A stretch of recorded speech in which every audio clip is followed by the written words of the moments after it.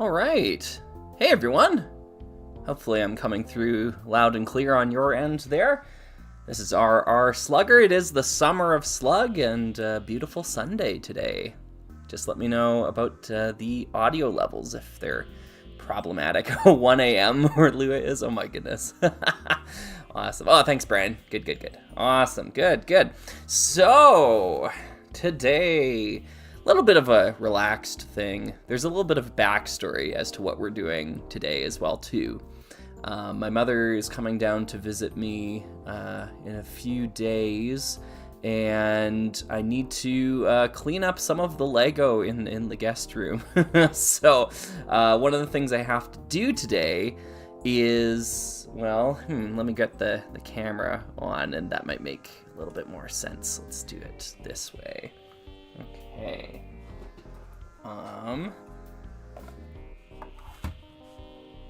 Couple of things first. Uh-oh. Well, okay. That'll be fine. Let's just move that. Alright, cool. Alright, camera time. Boom. Awesome. There we go. One of the things I have to do today, in order to help get things more clean around here, is I have to disassemble all these alternate builds. And I built all of these for the Skyhopper video that I did earlier last week, I think it was. So I've got all these different Star Wars alternate builds. I thought it'd be kind of fun today if we took a look at each one. I kind of talked about them a little bit, what I know I got right, maybe some stuff that I know I got wrong, and then maybe this will be useful if you ever try to tackle these alternate builds yourself at some point in time. But essentially what I want to do today is take the sets apart, take the alternate builds apart, and rebuild the sets from them. So hopefully that'll be interesting. That's kind of my game plan here, but I more or less have everything squared away in my little Star Wars box, and we'll go from there. Yeah. Was it that long since the Skyhopper video? Yeah, it kind of feels like it. Yeah, I mean, time flies this summer. It's crazy how fast it's going. I have to be careful not to drip any condensation on there. There's a lot of ice in that glass. Yeah. So cool. Anyway, that's what we're gonna be doing today, folks. It's not gonna take a long time, hopefully. My partner's out just having coffee with a friend, and I plan on bringing the stream down when she gets back. So let's snap to it. Maybe what I should do then is, well, yeah, okay, yeah, let's do a poll. Polls are fun. Let's do it. So start a poll. Okay. And the question is, what set first? And I'll just ask folks what they want to see. So I'll do the TIE build as one of them. What else we got here? Whoops. We got the Flash Speeder. I'll do that one too. Flash Speeder. Sorry, my mouse is very, very far away from my computer here. Add option. That's the Pod Racer. Oh, the Pod Racer, I'm only going to disassemble this one. I'm not going to build the Pod Racer out of it. I'm missing some pieces from the actual Pod Racer thing, so that one, we'll just disassemble that. So maybe I'll just do that last. What we got here? Land Speeder, that's a cool set. Land Speeder, and then the last one I'm going to put here is the Snow Speeder. That's another great set. Snow Speeder. Okay, start poll. So we'll do those four, and if folks want to vote on which one we should tackle first, let me know what your thoughts are, and yeah, we'll go from there. Adrian's asking, do you own the Greedo minifigure? I do now. Yes, I do. I was able to pick up the Star Wars Cantina set locally for a pretty decent price. Parts are all in really good condition too. And I think we can, depending on what the folks, Only Slugs fans during the Summer of Slug want to see, what they vote for, because they're kind of the ones steering the ship this summer. We might be seeing it during the Summer of Slug in some capacity. So yeah, keep your eyes peeled for that. Okay. I guess I didn't pin anything in terms of ping, like when you want me to answer questions, you just at RR Slugger. It pops up better. I could type that in. I don't plan on being on for an extraordinarily long time today, but I guess we'll see. Yeah. Oh, Expert's got a great question. What's your favorite alternate build of any set or theme? Yeah, I mean the frog car is really is one of them. You know, it's a tough one to beat. There's some good ones in Rock Raiders as well too.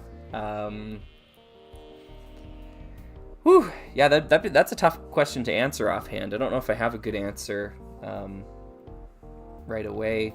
Spyrius has got some good alternate builds that honestly surpass the main builds in many cases. But that might speak to some build deficiencies in the main models more than anything. I don't know.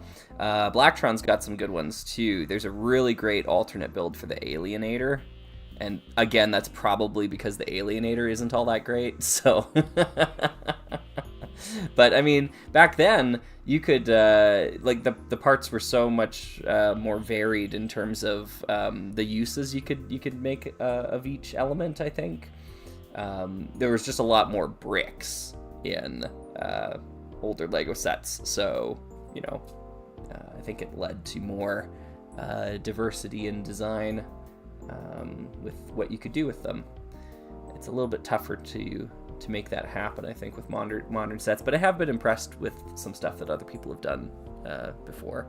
So yeah, okay, cool. Looks like the TIE Fighter is the one winning here. Yeah, that gives us a pretty good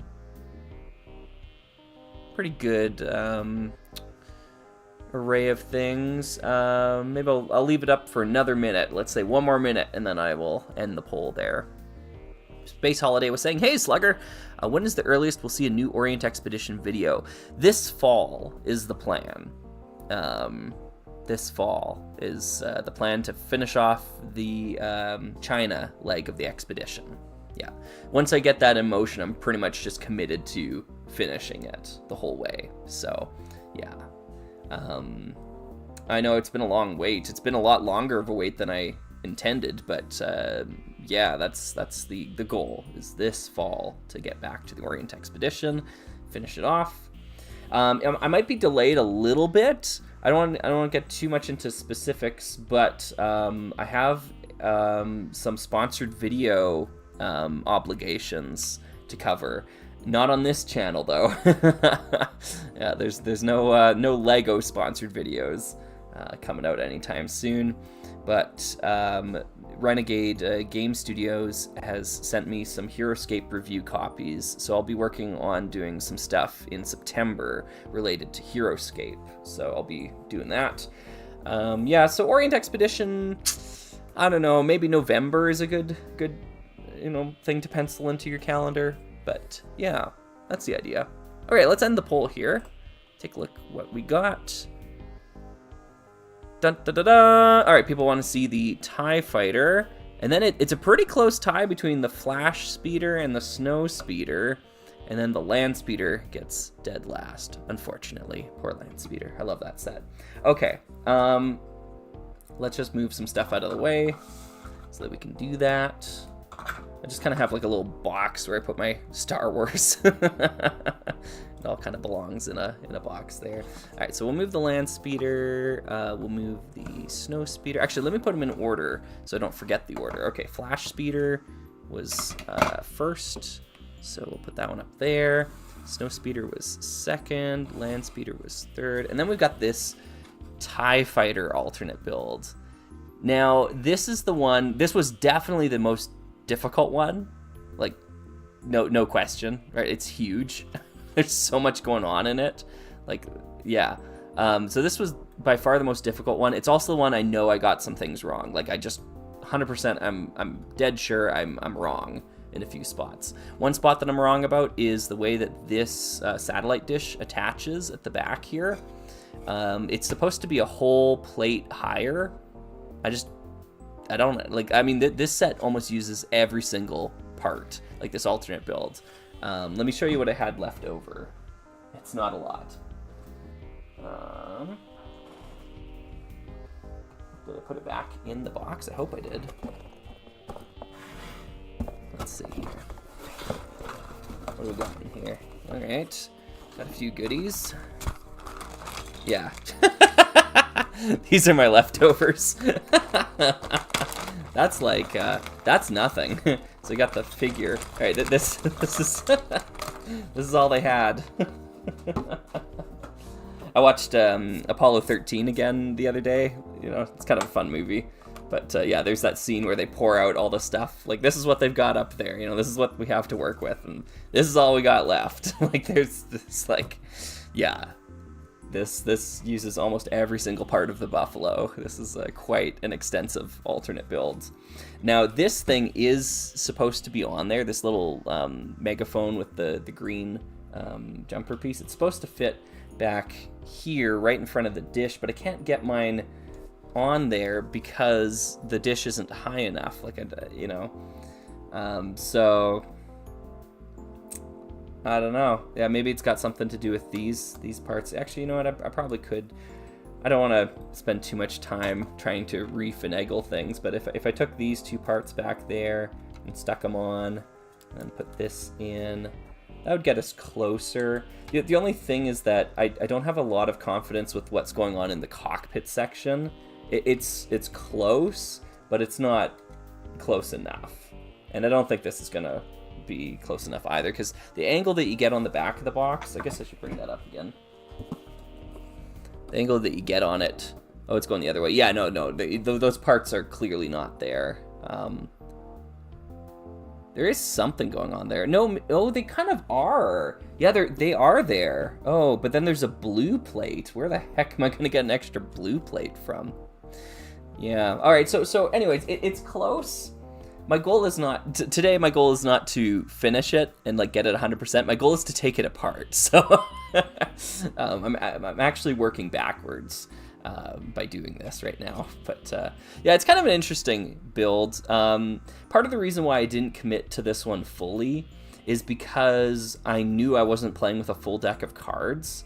I realized that the set is actually incomplete. I bought it used. It was missing the dish thing, so I had to grab one from my TIE Interceptor I had as a kid. And this is actually the wrong gray. It's the new gray. You can probably see that on camera there. So I just kind of faked it, like in the video, like for the photos. I was just like, I'll just put it in there and, you know, snap my photos, whatever. It's close enough.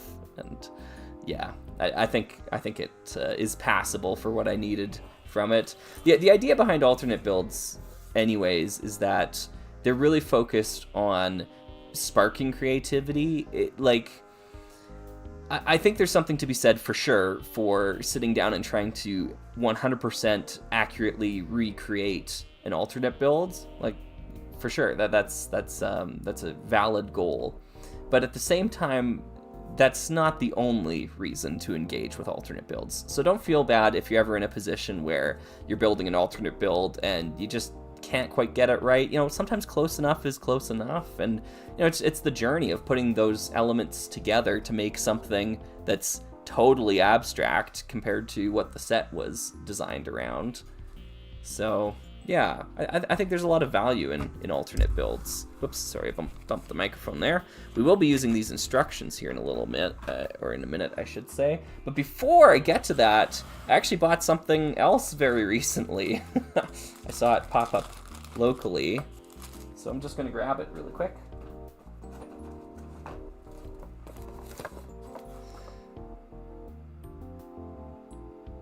Through the magic of buying two of them, we can actually compare and contrast the sets together.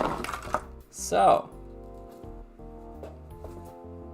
why buy two of them? Well, I kind of want to recreate the trench run scene. Although I realize I'd need a lot more X-Wings to do that. I might have enough for 2 X-Wings, honestly. But yeah.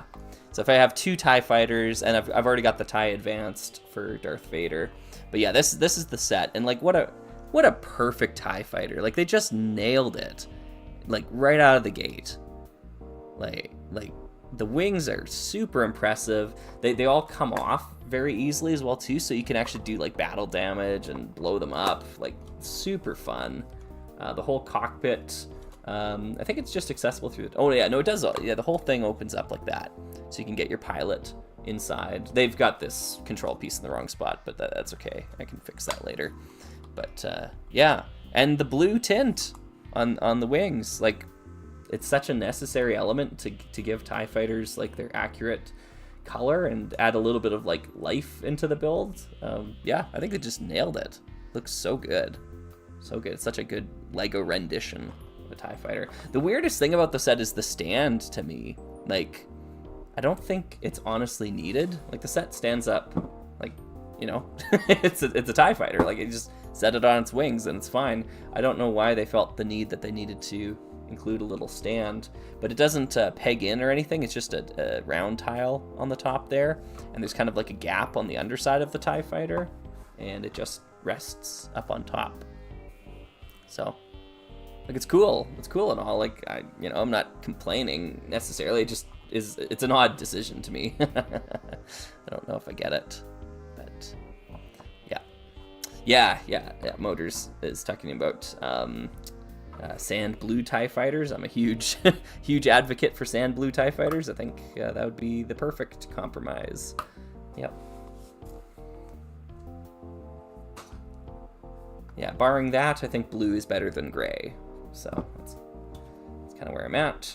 Anyways, yeah, so that's the big old TIE fighter there. I'm gonna take a drink. I'll answer a couple questions here. I know I've been kind of speed running through. I want to get deconstructing here.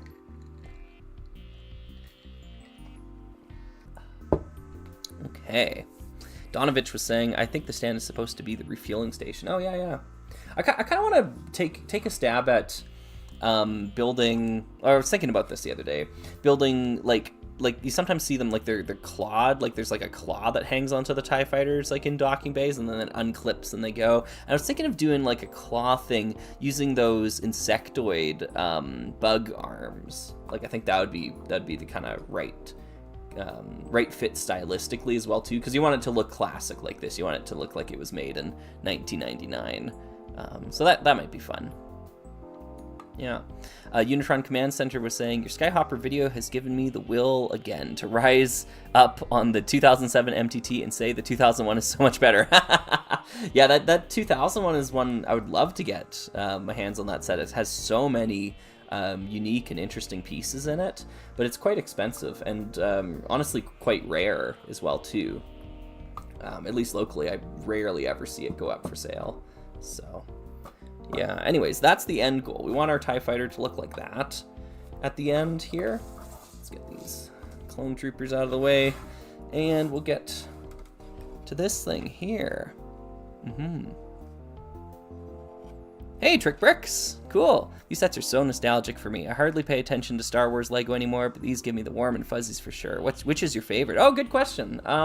Of all of these ones here, and right now they're all assembled in alternate builds, and I'm going to be taking them apart and putting them back into their original builds. In terms of alternate builds, I think my favorite one is the frog car from the Flash Speeder.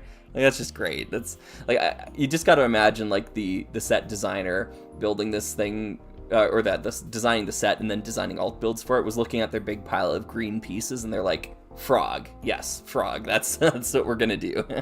So this one's a lot of fun. But in terms of actual sets, let me grab it here.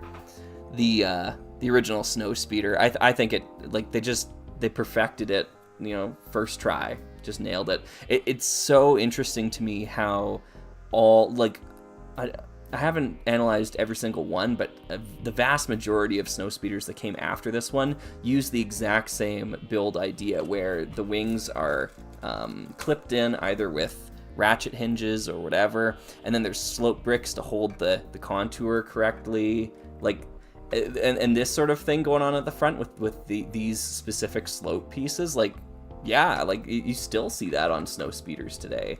The drag flaps as well too, coming up using the old flag pieces. Like, yeah, yeah, I don't know, like some of the early Star Wars stuff is like, yeah, you know, that's a interesting rendition of it, but like this is the Snowspeeder, like, yeah, I've got no notes, you know. Yeah, so I think this one is my favorite of the original ones, but yeah, I mean, a lot of these are really stellar. That's a perfect TIE fighter. That is perfect. So let's just put it up on its stand again. Cool. Oh, Dragons Films was saying, what's your favorite TIE? I don't know. I kind of like the classic ones, honestly. That's a boring answer, but yeah. I don't know. Yeah. I'm not actually crazy about TIE interceptors. I know that's a popular choice. Yeah, I think that. I like TIE bombers. They look cool too. And the advanced TIE as well, like that sort of arch shape. But yeah. Frosty saying, what license sets are you fond of from the Flesh Tone era? None. The easy answer. I can't think of one, a single one.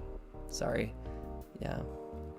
Sock was saying, I love this alt build. I've been trying to track down an original TIE fighter for a decent price, mainly for this model. Nice. Good. Well, hopefully this live stream will be useful. Like, it's going to be archived and whatnot, and I'm going to take apart the set, and you can see what I did all throughout. You'll be able to see kind of like how I organized things together. Some of the stuff in this is wrong, though, so don't take it as gospel. I know there's some stuff going on at the back here that's incorrect, and I really have low faith that I got things right on the interior here. But you just run out of parts eventually. Like, this is all I have left to work with. There's like hardly anything there, so yeah, this uses a lot of the pieces. So I'm just gonna move these guys out of the way. We're gonna start deconstructing. I'm gonna keep checking on over at the chat though as I'm going, because I noticed some people are graciously sending me money at the moment, so I better talk about that. Blue Dragon Bricks, thank you very much for sending me $1. That's awesome. Thank you very much. AT17 sending me quite a bit more than $1, honestly. That is 14 Canadian dollars there. I appreciate that. Thank you. I know it's not a lot, but it's the easiest way I can give to you. Fair enough. And with a question, what are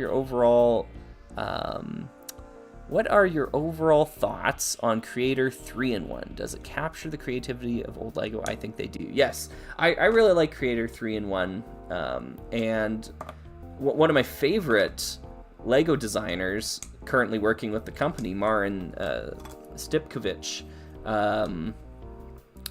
used to work in the Creator 3-in-1 department. He made a ton of really good 3-in-1 sets. I think honestly at this point in time they're all retired, and he's moved on from Creator 3-in-1. Unfortunately, he's no longer in that department. I think he moved into Speed Champions or NASCAR or something like that, F1. But yeah, really talented designer, and there are a lot of really good Creator 3-in-1 sets, and there are a lot of like, ones that I don't find that interesting as well. Honestly, in the last couple years, there's only been like a few Creator 3-in-1s that I felt like had builds outside of their original main model that I felt were like all that interesting. Yeah, there was like a small truck and trailer with a helicopter on it that was like a Model Team reference, and I really liked that build. But the other two builds, I was just kind of like, I can't be bothered to try them out. They just kind of ordinary. And I know, like, Lego needs to have ordinary Lego sets on store shelves at all times, but they retire their sets so quickly that it's just hard to get excited about, like, oh, it's a new Creator 3-in-1 airplane or something, right? Because they make so many of those. Or they have made so many of those. Like, I almost feel like Mighty Dinosaurs, or what was it called? Mighty Dinosaurs? Mighty Dinos? That 3-in-1 set? It was, I think they've retired it now, but like, it was on store shelves for years and years and years. Like, that's kind of the approach I'd like to see them do with 3-in-1, rather than like introduce a new set and then retire it the following year. I think the 3-in-1 sets should be made a little bit more long-lasting. Yeah, that's my opinion. I also have this opinion that, I don't know how best to frame this, but I feel like the LEGO Group should have maybe a bit more respect for their original, like, core themes. You know, you had the big four, right? Pirates, town, space, and castle, right? And I think at any given time, there should be a set from each of those that you can buy.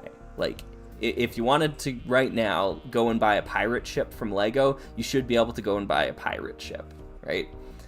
Or like a castle or this or that. And I think Creator 3-in-1 would be a great vehicle for that, especially if they made the sets last longer.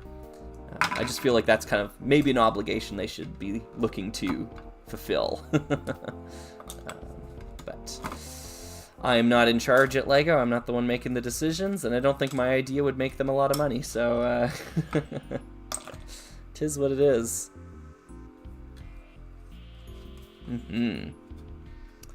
Getting the snowspeeder for your birthday. That's great, Trick Bricks. Nice.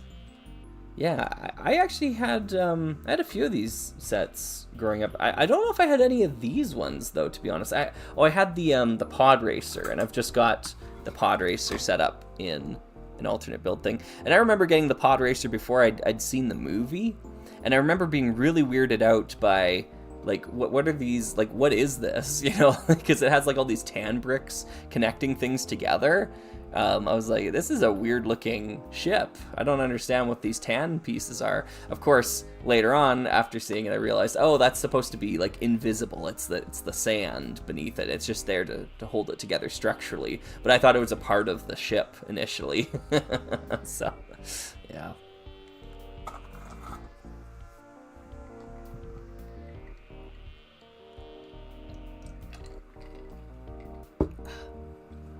Frank and Xana, are there any current 3-in-1 sets you're interested in? To be honest, I don't know if there are. There aren't any on my radar specifically. I might have to go check that out though. I'm headed to the LEGO store at the start of the month, because there are a couple of other sets I want to get that are releasing August 1st, and I'll save the surprise for which ones for a later date. But yeah, I guess I'll take a look at the 3-in-1 section, see if there's anything there that piques my interest. Yeah. Hey, Austin, how are you doing? Good stuff. You said you liked the TIE Bomber, yet it was first seen in The Empire Strikes Back. Just admit you said Empire is the weakest to rile the people up. Very funny, very funny. Well, thank you for $20. I mean, I appreciate that, and I guess I can't avoid my my opinion of The Empire Strikes Back while building with Lego, Star Wars Lego. That's what I'm trying to say. There we go. Oh, that was a pro technique there. You got two plates stuck together, stick a brick separator on either side, and do them that way. Yeah. I don't know if I have a defensible response to that or not. Yeah. Oh, Star Wars. Yeah, I've got something else to talk about Star Wars related, but I will do so after answering Momo. Hey, Momo. Thank you for $5. Momo's asking, you ever seen the alt build for the 1999 Gungan sub? Yes. It's a freaking wearable scuba mask. Yeah. Never seen an alt build that you can wear before. Yeah. Some of these sets, do I have any of the instructions handy? I bet you I don't. Yeah, I probably put them away. Sorry. Some of the bigger sets, like the X-Wing and the Y-Wing, in the instruction manual, they've got alternate builds like the lightsaber, the Sith what's it called? The Sith Infiltrator? Whatever Darth Maul's ship's called. It's got an alt build that's binoculars, like they're space binoculars, and they're supposed to be like full-sized for like a human to use, right? So they were going so ham with the alternate builds in the original Star Wars run. It's like, I don't know. There's something that's so important about like explicitly saying that rebuilding, taking your sets apart and rebuilding them to do something else with them is okay and is like encouraged.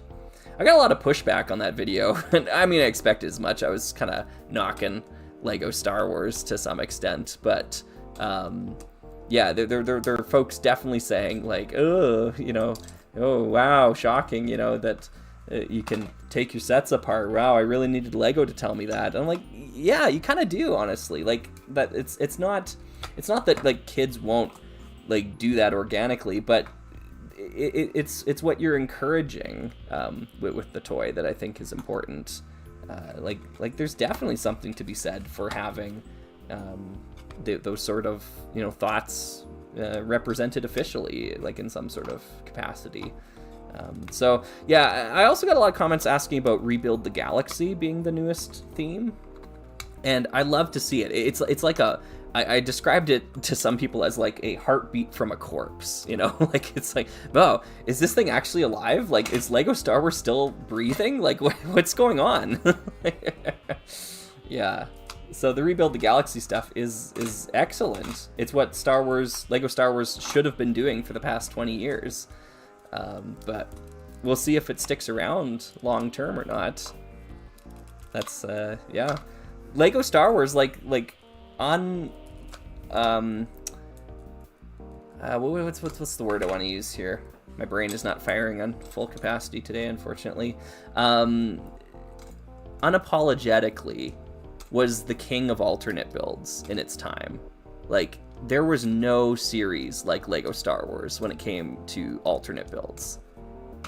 And how the mighty have fallen. It just like, they just eventually gave up on like that aspect entirely. And I know the company as a whole did, but like, you know, Star Wars used to be the, like, this was what it was all about. This is Lego Star Wars, you know, this yeah, it was such a core identity thing for Lego Star Wars, was their huge, heavy emphasis on alternate builds. And I don't know if, you know, I guess younger viewers or modern builders even know that history. So I was trying to showcase that in the there we are, in the Skyhopper video, right? I was trying to really point that out and say, like, you know, it wasn't about what's on the front of the box that mattered the most. It was honestly what was going on back here. Like, this was so important to the identity of Lego Star Wars. And some folks, I think quite rightfully so, pointed out, like, you know, those alternate builds you showed, like, I like those better than the main model. And I kind of agree. Like both of these are really stellar alternate builds. And I could have spent more time talking about them. Maybe I should have, to some extent. This one has like those wings that like fold down into landing gear. Like, it blew my mind when I saw that. I was like, that is so good. And the bottom one here with the cool asymmetric build on it, like, yeah, just creme de la creme. Great stuff. I took the Skyhopper apart, so it's all in pieces now. But I'm seriously considering just building this alternate build again, and just like keeping it in that formation, because it's so good. Like, it's just so good. Yeah. Anywho, thanks again for the $5 there, Momo. And as I was talking, my name is oh my goodness, sorry. My name is Skianu. Sorry, I'm sorry if I'm mispronouncing that. My name is Skianu. Hey Slug, I'm procrastinating on studying for my exams. Do you have any advice on how you keep focused through your studies? Thanks, boss. Enjoy the build. Well, good luck with your exam. Staying focused is a hard thing because it's different for everybody, right? I usually find that I need to like cut off the internet. The internet is such a distraction. So if there's something I need to work on, I do not hesitate to, you know, turn the phone off and disconnect the Wi-Fi, all that sort of stuff. listen to a CD or something like something analog. It usually helps me, lock in when I need to focus on something. I find, there's some really good classical music. If you're into classical music, that might be worth looking in. Actually, here, let me just type it in into the chat. It's the Concerto, or the Concerti Grossi by Corelli. Corelli's a great composer. Corelli, I think that's how you spell it. Yeah, Concerti Grossi. Now, Concerto Grosso is a type of composition. It's it's like an orchestra, but there's like a mini orchestra inside the orchestra. It's really cool. So you have most of the musicians on the outer ring, and then some musicians are in like a smaller ensemble in the middle, and usually you have a harpsichord in there somewhere too. But it's like a concerto, and a concerto is when you have a whole orchestra and a soloist. But this is a Concerto Grosso, where it's a whole orchestra and an ensemble. And I find it's really interesting music to listen to. It's got lots of texture to it. So that'd be something I'd recommend if you wanted to put something on in the background. Corelli was a master composer for that genre of music. So I don't know. Hopefully that's something. I don't know. I'm just kind of spitballing here. But anyways, thank you. Sorry. All right. Looks like Austin sent me some more money here too. Thanks, Austin, for $5 here. We have all the Empire sets that we need. Lego Star Wars can die without pushback now. Yeah. Yeah, I suppose so. Yeah. We've got over 1,000 Lego Star Wars sets. That is a lot, right? So, Okay, how am I gonna do this? I need to make myself a little bit more space here, I think. I'm gonna try my best.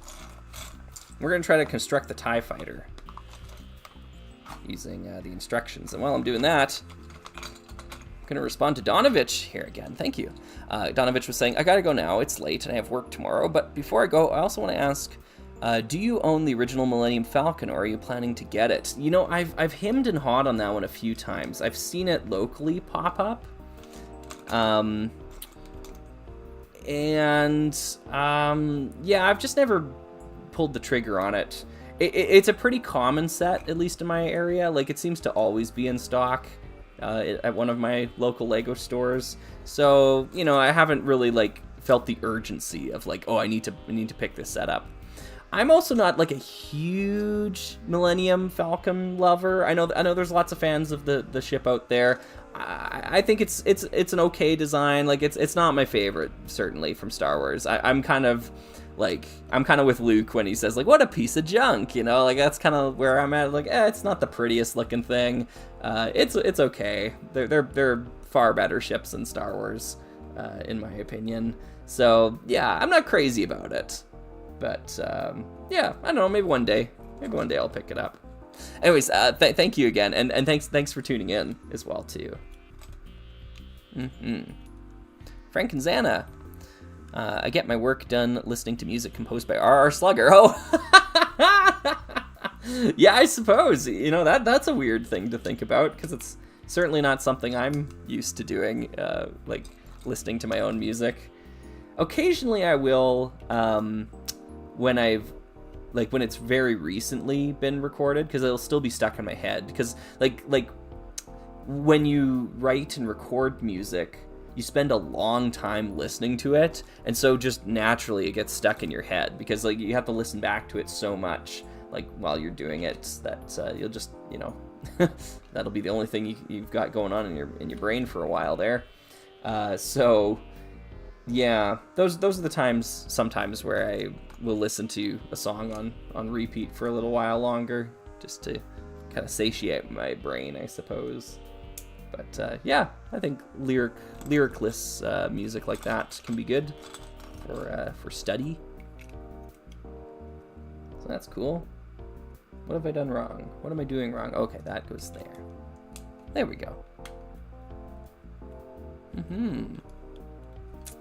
I'm going to jump to this comment here. Robin was saying, Hello, Sir Slugger. I appreciate the welcoming space you've created with your channel. Thank you. Thank you. I hope your passion may someday ignite a Rock Raiders revival. UCS LMS Explorer when? Well, thank you very much for your compliment. As a teacher myself, like as my day job, I really do try to make things welcoming and encouraging. That's a carryover for sure. It's just something that I value a lot in the world of education, and it's something that I value in the world of Lego, I suppose, as well too. Yeah. In terms of a Rock Raiders revival, it's a tough call. It's a tough one because they've retired so many of the colors and molds that you would need. I don't want to say never, like I don't want to say no to the idea, but I kind of am of the opinion that it's better just remembered fondly rather than drudged up for a sequel.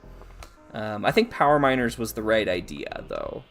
Like a spiritual successor, something that's not explicitly Rock Raiders, but clearly inspired by Rock Raiders. I could see something like that making sense again in the future, but yeah, full on trying to recapture the Rock Raiders magic and the color scheme and everything, I'm not so sure. Not so certain they could pull that off effectively anymore. Sadly.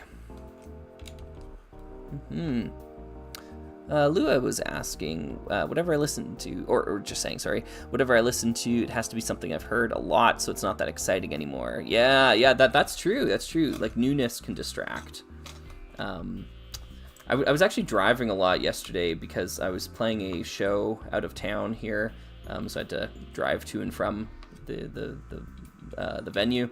And as I was on these back roads getting out to where I was going, I was listening to just YouTube music. I just kind of had it on. I can't remember where I started it off. Like it started on a Yes song. Yeah, it was "To Be Over" by Yes. It's one of my favorite Yes songs. I just love that one. To be over, right? So I was listening to that, and then YouTube Music just started playing me some more, prog rock music. It just like started shuffling that, and at one point, it got to a song I'd never heard before. It was called Life, Love, and Music. Life, Love, and Music. And it was by Sebastian something. I've got to look it up and listen to it again. But I remember just, kind of being distracted by that song. I was like, wow, this is a good tune. So I looped it a few more times to listen to it again and again. But yeah, that's that newness of it, right? The newness is distracting. So, yeah. Hey, hello everyone. Yeah, lots of people saying hello. Hi, hello. Oh, Silly Penta's here. Hey, well, hello. Wow, okay. that's a YouTube celebrity if ever I saw one. Thank you for joining us here today. Whatever I feel like doing was saying, do you like Rush? I do. I love Rush. I met Geddy Lee during his book signing tour. I've seen Rush 3 times, and the last tour I got floor tickets. It was great, just great. So big Rush fan.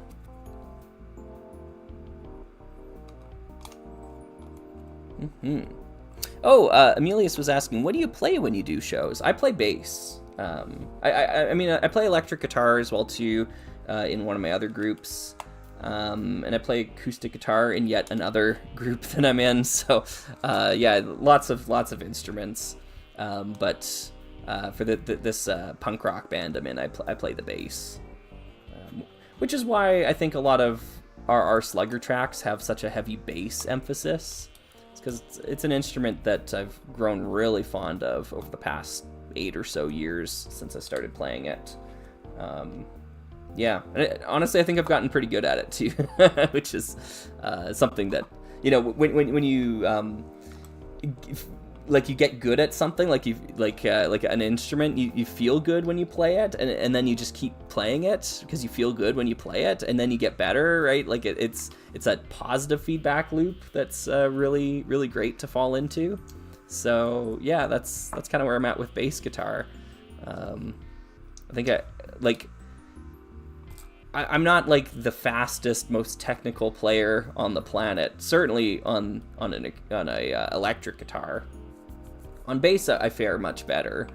But one thing that I have that I think is a distinct advantage over a lot of my fellow peers in the genre is I have a very deep theory knowledge. Like, I understand the workings of music quite well, and that's something that's really beneficial as a bass player. I want to say more so than a guitarist. Having a good theory background as a bass player really helps you understand your role in the overall sound, the overall scheme of things, because the lowest frequency that you hear determines the function of the harmony above it. So, for example, if you go onto a piano and you play a C chord in your right hand and you play a low C with your left hand, it sounds resolute, it sounds resolved, right? It sounds like a C chord. But if you move that left hand note to like E, for example, all of a sudden you've introduced tension into the chord. Even though the harmony hasn't changed, you've reshaped the way that you hear that harmony. And so as a bass player in a band, if I want to add some tension to a moment, I just play, the third of the chord or the fifth, or I choose a non-chord tone, something else to make it very dramatic sounding. There's a part in one of our songs where the guitarist is playing a B chord, B, and then I think it steps up to C sharp, and then to D is how it's going. Like, I don't know it exactly off by heart right now, but underneath him, I decided, you know what sounds best here is E. E doesn't belong in the B chord, right? So what we actually have is a B over E, and the two sounds are really conflicting in that moment.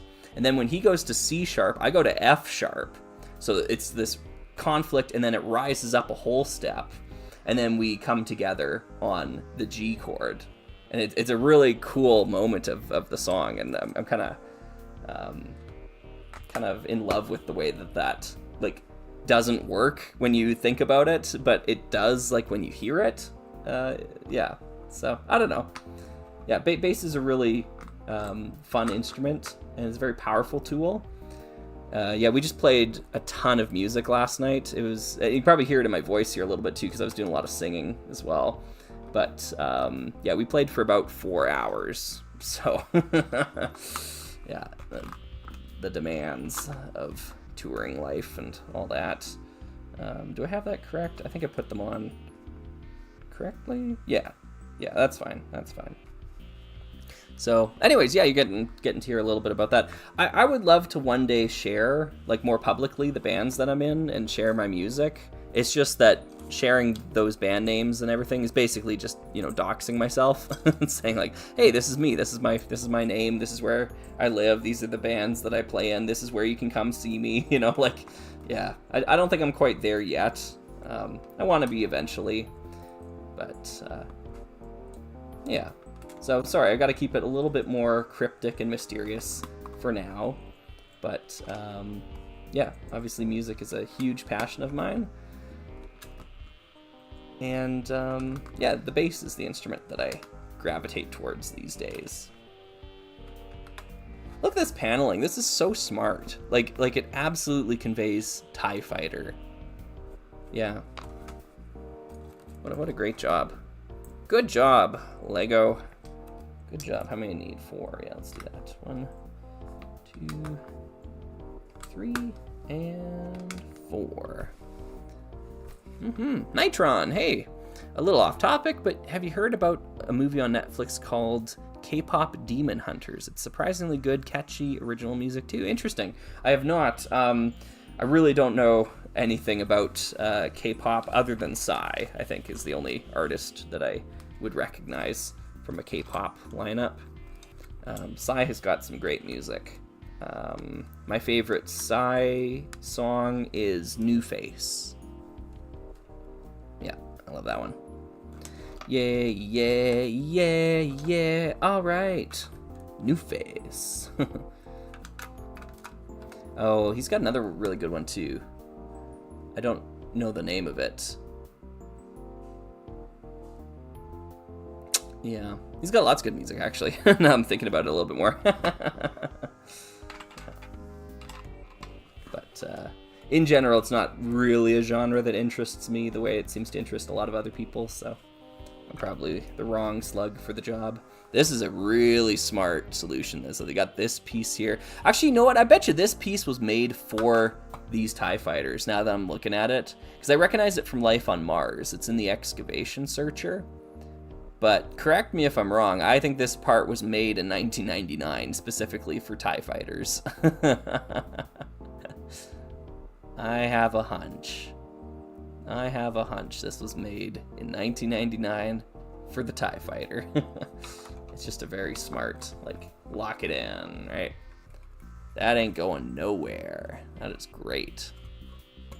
All right, so we got, oh, gotta put the little insignia on it. There we are, got one TIE fighter wing done.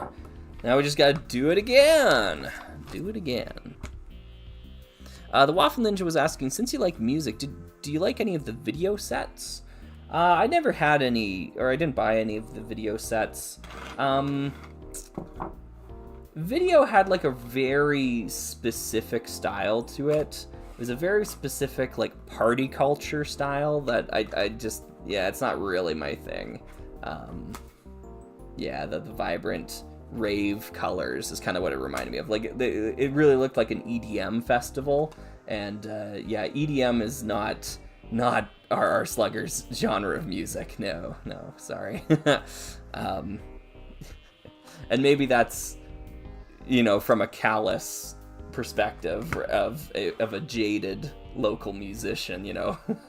The amount of times I have played shows where they booked the band really early in the night, like the band plays at like 7:30 or like 6 o'clock or something, and then I'm on stage playing and a DJ is behind me setting up his laptop and his stand like while the band is still on stage playing. The amount of times I've been in that situation, yeah, I don't have much respect for the electronic music scene or dance music or this or that. Yeah.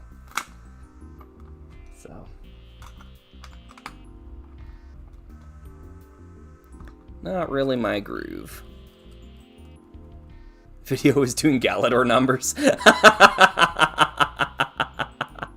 That's probably pretty accurate. I saw those things on clearance for a long time. It took them quite a while to clear out the stock of video sets. Oh, Matthew Groh was saying, I found a way to fix the Chrome Crusher's wobble. Piece 4600 with small, long wheels without tires allows it to still roll while not allowing for wobble. I wonder if that's the one that I used in my Chrome Crusher video, because I did like long a time ago. Like it's been, gosh, how many years? Like 4 years now since I made that video. But I did come up with like a solution for it, kind of. It's not perfect. It still has a little bit of wobble to it, but much less. I wonder if that's the part I used. It sounds familiar. Yeah. Adrian was asking, your opinion, what would be the set to get from the Life on Mars theme? Oh, that's a tough one. I don't know if I've looked at Life on Mars with that lens before. It might be the Recon Mech RP. It might be the Aerotube hanger. The Aerotube hanger is awesome. You know, like sometimes it's just like it's gonna be the big set. Like if you ask me for Explorians, it's easy. It's the Explorian starship. Like if you're not going after that, there's no reason to be looking at Explorians if you're not, you know, you're not going for the one that they saved up all the rocket sauce for. But yeah. Life on Mars would be a tricky one, because you don't really get a good, like, this set sums it up from that series. Yeah, sorry, I don't think I have an answer for you there. That's a good question, though. Lots of good sets in that series.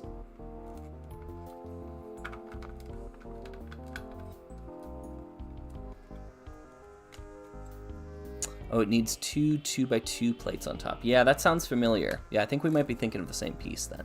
Yeah. Ooh, nice, Frankenxana. Got the boxed copy of the Skyhopper. Congrats, that's great.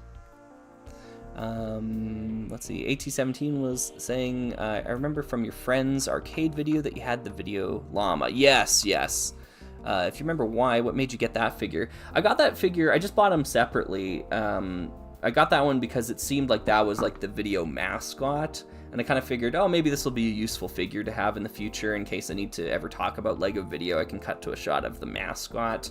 And I've never needed to, so I guess it shows how relevant LEGO video truly is. Yeah, it's kind of remarkable how much of a bomb it was. Yeah, I honestly, I think when Robots in Underwear was comparing it to Galador, that's pretty accurate. Yeah.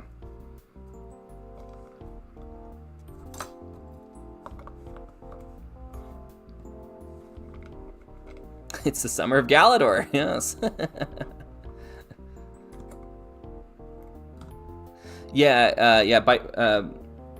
Oh my goodness, actually, yeah, Bikanon, Bikanon, that's it. All right, I was going through my memory banks. I'm like, I swear you've told me how to pronounce this before.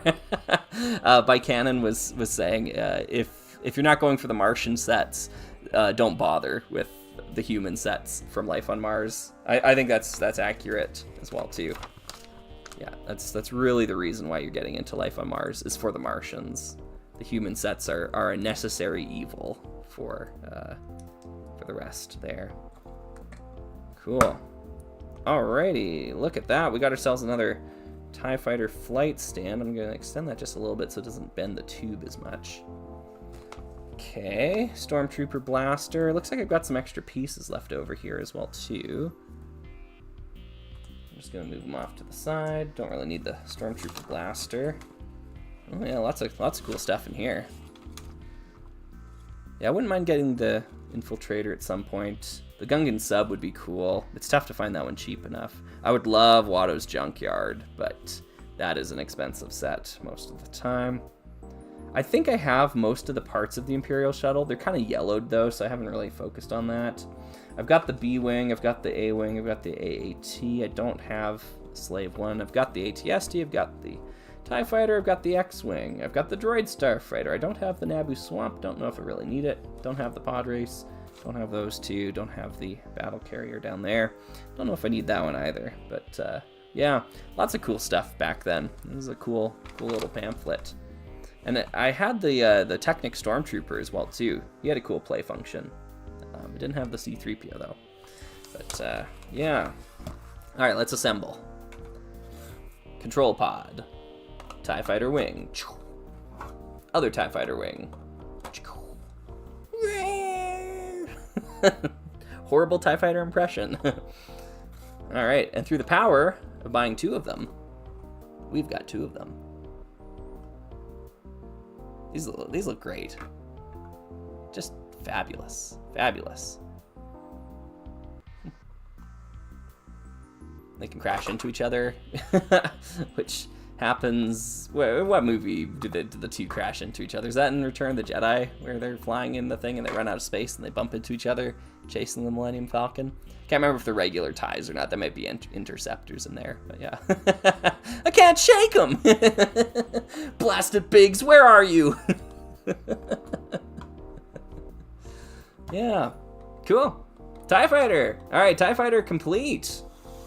Let's move on to the next one here. Oh no, I'm out of focus. Ah, I'm disappearing into the void. What are we gonna do next? Oh, it's the flash speeder. Yeah, I can do that. Boop. The flash speeder. Oh, it happens in A New Hope. Yeah, look out! You know, boom. Look out, sir. Mm-hmm.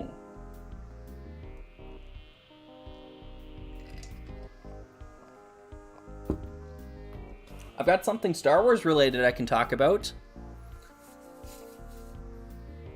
Everybody and their mother was telling me, R.R. Slugger, you must watch Andor. You need to watch Andor.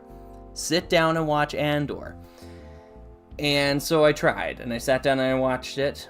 I watched 3 episodes, and I saw the first 3, and I was like, I don't know, folks. Like, yeah, it's slower, and there's more character development, and like you know, that's all good, but like I don't know, it's like fine. That like the plot isn't, you know, that complex. There's like a love triangle thing going on, and you know, and then the you know, rival lover dies. Sorry, spoilers for Andor. Shoot. Or something. Maybe I'm misremembering. Yeah, no. And I just wasn't impressed. Like I was like, yeah, this is good, like for Star Wars, but you know, like, you know, there's much better television out there than this. And so I gave it up and I stopped, and I was like, all right, I'm not going to keep watching Andor. You know, I gave it a try. It was fine. It wasn't for me, right? But then people kept saying, no, you got it. Like, you really have to, like, just watch the whole first season. Like, get through, like it's so good. Like, and I'm like, oh, okay, whatever. So months later, I sat down, and this was actually recently, and I kept watching. I was like, okay, I'm gonna start on episode 4. We'll see if this show gets any better. And yeah, it gets great. Like, I'm kind of like flummoxed by how much better episode 4 is than anything else that happened previously. Like the quality spike, it goes from like fine, it's like passable, to like amazing, like within a single episode. And then I was hooked. I was like, all right, well, this is ruining my life for the next little while. I'm going to keep watching. So here's how I would describe Andor to anyone that hasn't seen the show yet, and how I would regard its quality. I would say it's fine, then it's great, and then it's good. And that's how I would describe season 1. It's fine, and then it's great, and then it's good. In that order. Now, I think the greatness lasts, like how many episodes are in that first season? Is it 10 or 12 or something like that? I think the greatness lasts much longer than the other two, which is why it's so highly regarded. 12? Okay, 12 in total, yeah. So I think the first 3 are fine. Starting on episode 4, it becomes great, and it stays great until about episode 11, and then it gets good. Yeah.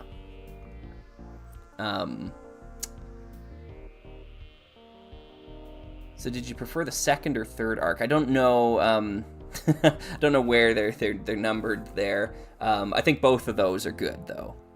But yeah, I haven't watched season 2 yet, and the reason why is because I'm not yet ready for it to ruin my life again.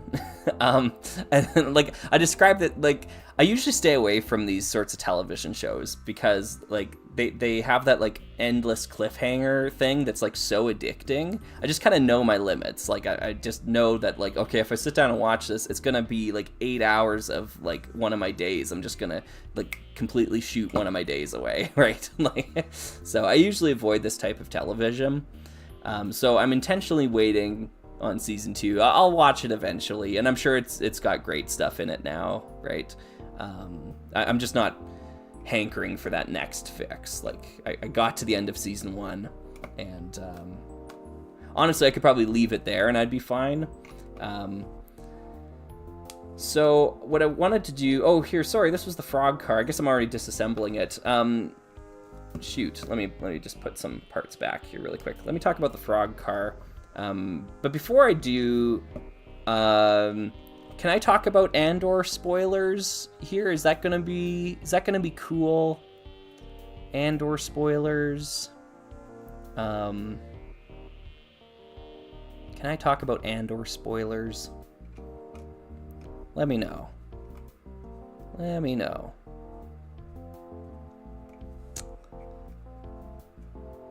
Some people are saying yes, I don't mind. Yeah.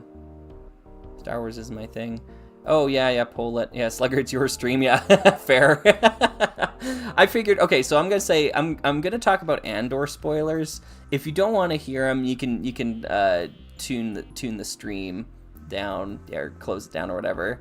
Yeah, good night, Anders. Yeah, good night. Yeah. Don't care about spoilers. Yeah, yeah, okay. Cool. Someone say in the chat when the spoilers are over. Okay, yeah. I don't think I've got much more to say. Like 10 minutes would be plenty, probably. All right, so Andor spoilers going forward. Here we go.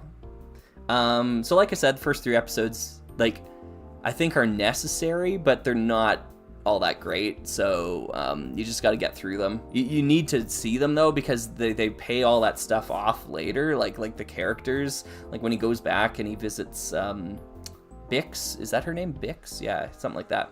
They've all got weird Star Wars names. I'm not going to get them right. But like, you need to know who those characters are, right? Like when you get to the later end of the season. So you have to know that stuff. Oh wait, sorry, I was gonna talk about the frog car. So the frog car. So I just want to talk about it so I can take it apart and talk about Andor. I just got to get my order of events right here. This one, I'm very confident in my recreation of it. The only part that I really made up was the rear bumper here. I just put some of the tiles together as like a license plate because I thought that was kind of funny. Put those grill tiles on there too just because I had them. I was like, hey, put them on. You can't see any of this from the other side. Everything else I'm very confident with. Even the position of the computer and the flight stick on the inside, I think I've got that lined up right as well too. So if you're watching this video and you're trying to build the frog car, you should, by the way, use some of the photos that I've taken of it. I put them on my Instagram if you want to check them out, actually. Yeah, I wish you luck. This is great. It's a great little model. The only weakness are these little frog legs on the front. They like to pop off very easily. That could be strengthened up if you just use some outside parts, though. 1x1 plate and a 1x2 plate, perfect. That would fix it instantly. Otherwise, it's great. It's awesome. Love the frog car. Everyone loves the frog car. So, all right. Andor spoilers. So, what do I have to say about Andor? I don't know if I have that much to say, actually. Anyways, I get what the hype's about now. I get it. The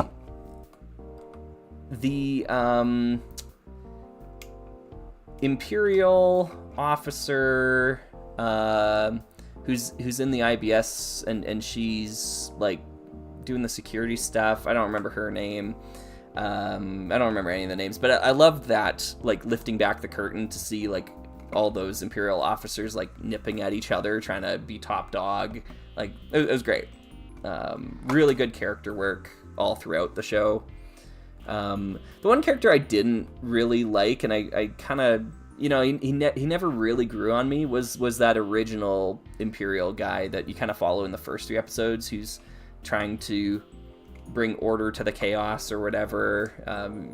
Yeah, he stayed annoying the whole time through the show, and then when he came back and became like a more relevant thing again, I was like, I don't know. So he was my least favorite aspect of the show.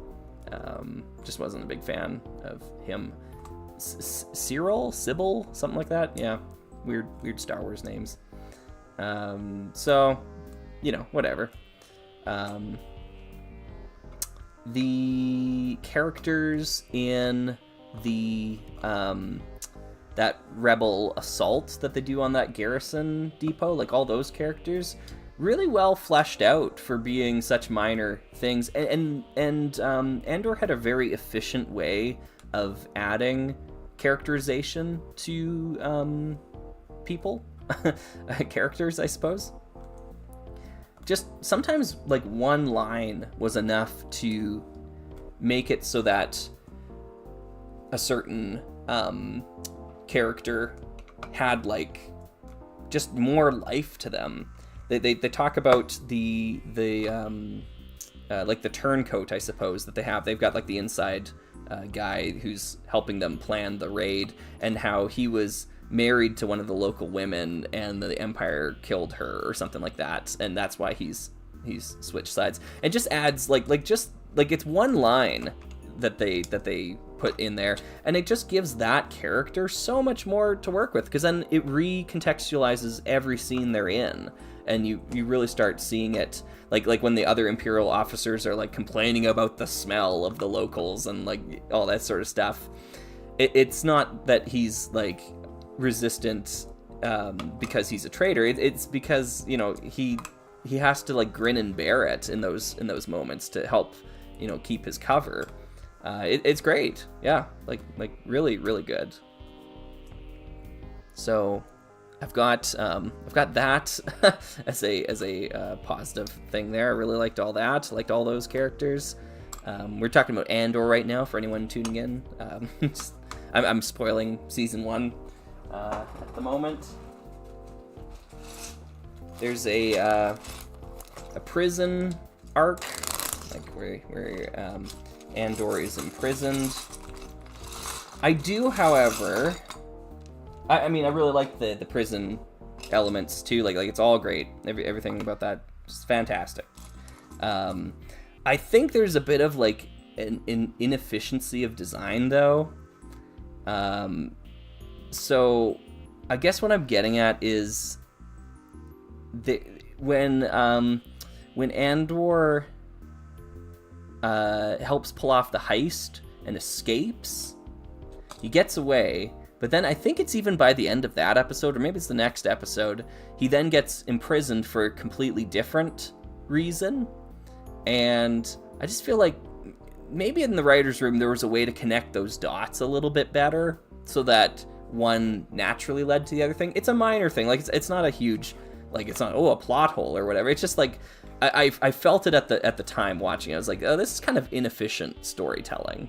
There was probably a more efficient way to tell this particular part of the story. Just a nitpick. It's minor, doesn't really matter that much. So anyways, like I said, like start of the show I thought was fine, then becomes great for a while, and then becomes good. So let's talk about the good, because that implies that it got worse, and I think it did. I just need to get instructions out here. I'm just gonna bring them up on my iPad because I don't actually have the physical instructions for the flash speeder. But, so let's talk about it getting worse. Here's why I feel it got worse. I had a very hard time believing, or not believing, maybe accepting the convenience of all of the characters ending up in the same place at the same time. It like that final episode is just it's so convenient that it happened this way. And there was just a lot of like characters standing around and like just kind of not engaging with what was happening in the moment. So this kind of impromptu uprising sort of thing. I don't know. It just like again, it kind of like it reminded me a lot actually in that moment of the Fallout show. And I've only seen season 1. I don't know if they've made another season since then. I won't watch any more of it. I think I got all I needed out of season 1 of Fallout.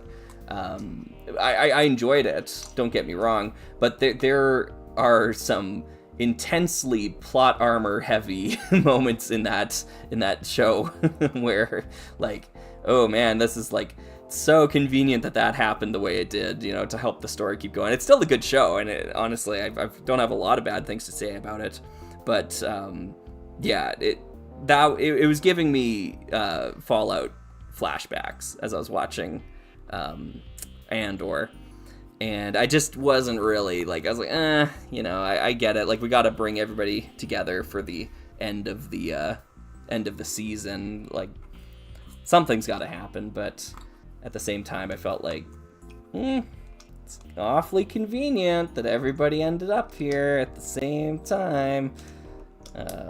So, yeah.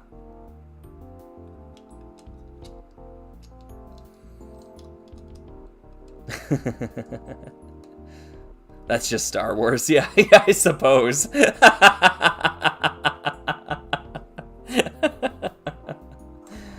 Yeah. It's kind of interesting though, because like Andor is so unlike the rest of Star Wars, like in a good way, that I don't know if it's necessarily I don't want to say fair, but like I guess it feels weird when Andor relies on Star Wars tropes like that, because like so much of the show doesn't fit the stereotype of Star Wars.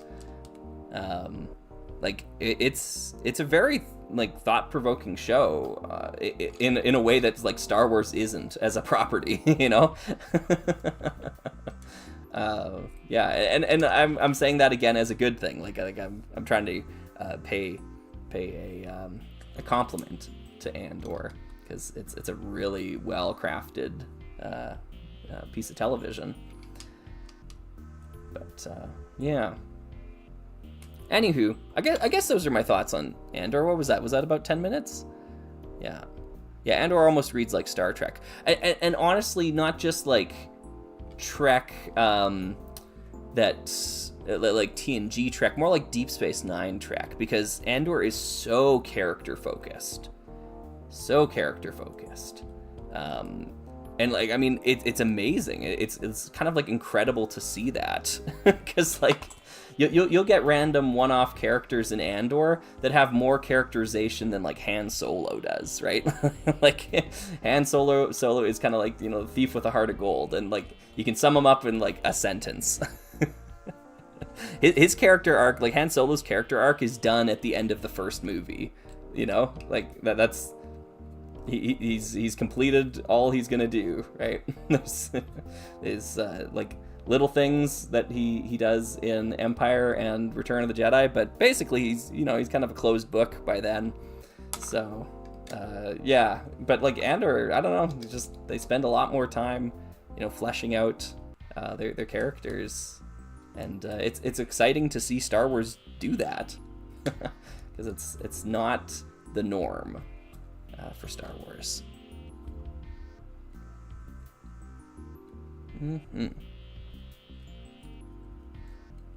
Robots Are Cool saying it's an okay show, but not good Star Wars. Yeah, like, and I totally get that as well too. Because if you're like the movie Rogue One, like if that's like you're like, oh, this is what Star Wars is about. Like Andor's nothing like that, right?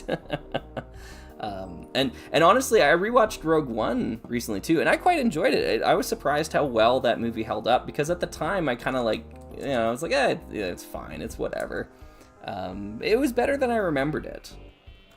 So, yeah, there's something there. Roro says, I've never seen any Star Wars media. Good for you, managing to avoid it. That's got to be tough. That's like having never listened to like a Taylor Swift song or something. Like how'd you do it? How'd you manage? You know, that sounds difficult to achieve.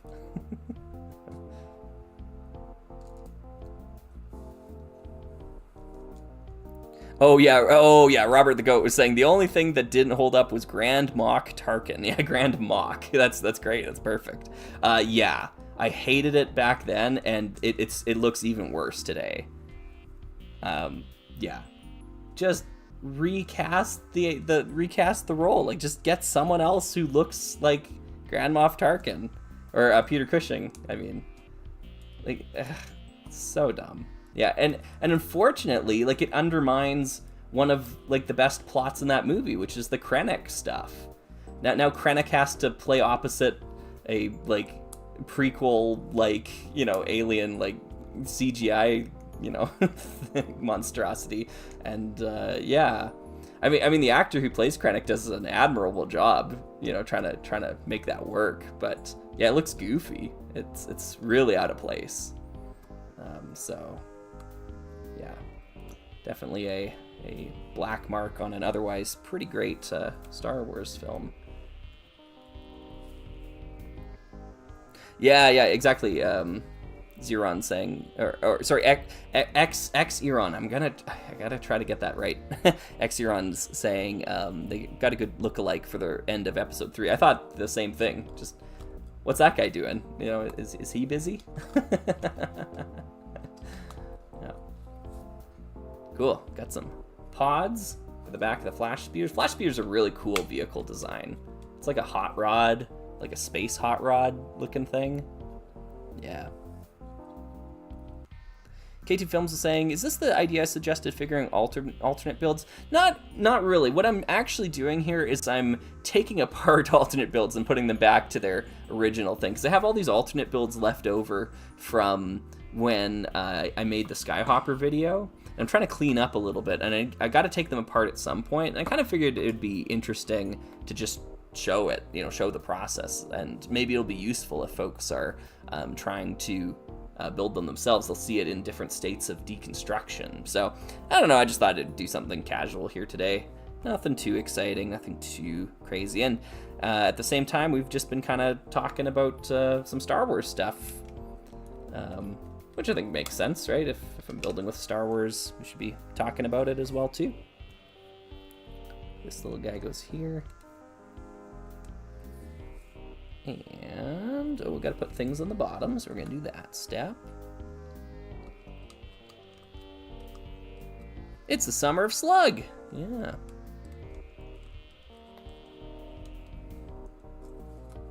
I like the frog better. Yeah, fair. Totally fair. Space Girl Production. I don't know, but old Lego sets are so magical. Also, hello, greetings from Poland. Hey, hello. Thanks for tuning in.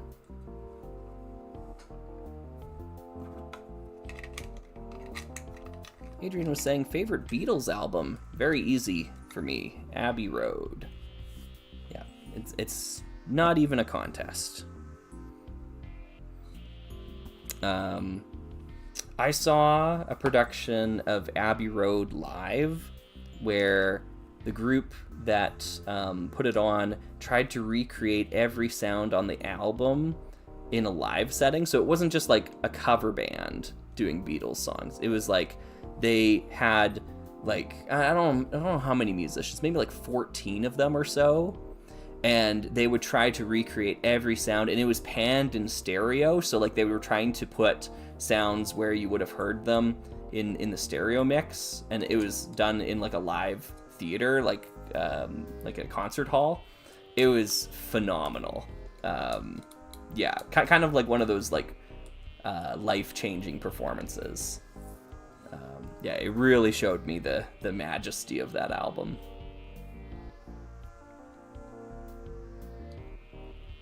My favorite part was actually when they came back out for the second set, because they did the first set, which was the whole album, start to finish, and it was fantastic. Like, and hilariously enough, right? Because the album ends with a little clip. It's a song called Her Majesty, I think, and they waited for the audience to finish applauding at the end of The End, right? I think is the name of the song, and then they just hopped on the acoustic guitar and played the little 30-second snippet. Her Majesty's a really fine girl, and however it goes, right?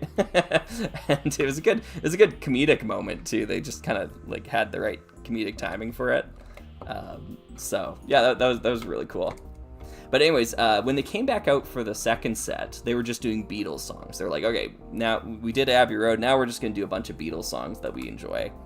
And honestly, the one that shook me the most, or like shocked me the most, was Obla Di Obla Da. They did that last as the final song, and holy Toledo, that song slaps when like the concert hall is just like, everyone was on their feet just like bouncing to it, jumping up and down. Like, yeah, it was wild.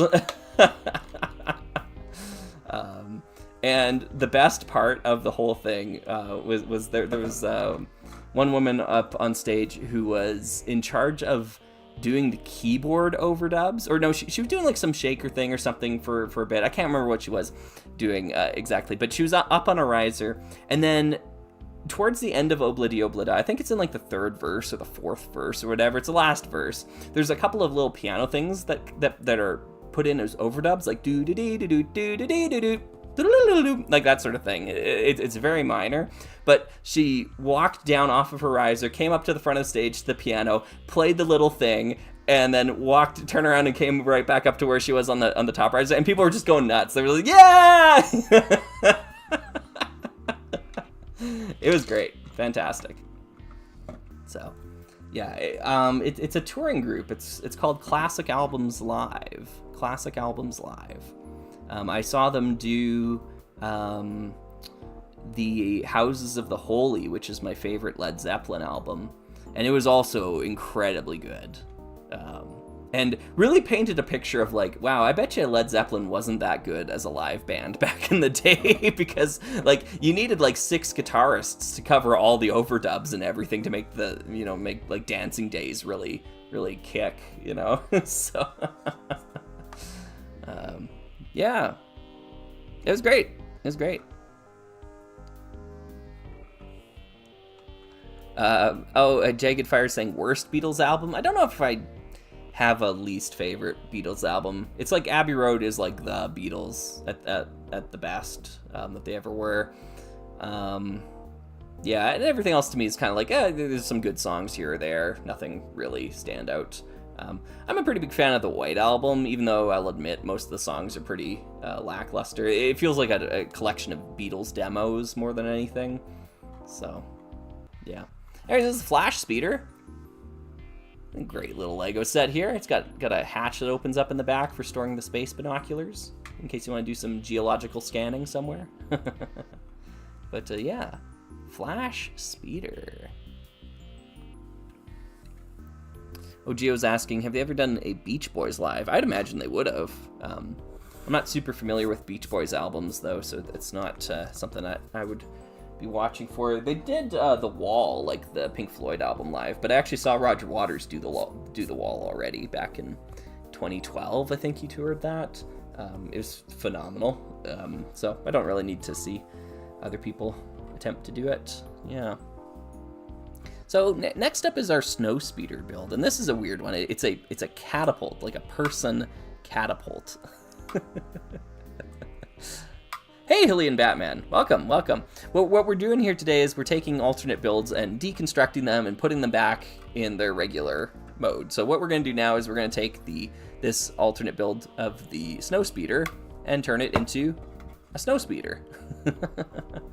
And hopefully the deconstruction process will be insightful for any people that want to try to build it themselves. This is another one I'm very confident about. I'm missing a piece here, I noticed. It must have fallen off. It's probably in this container back here. I'm just going to move my TIE fighters out of the way. It's probably kicking around in here. I hope it is. Got the desert skiff in there. Yeah, this piece, this little thing.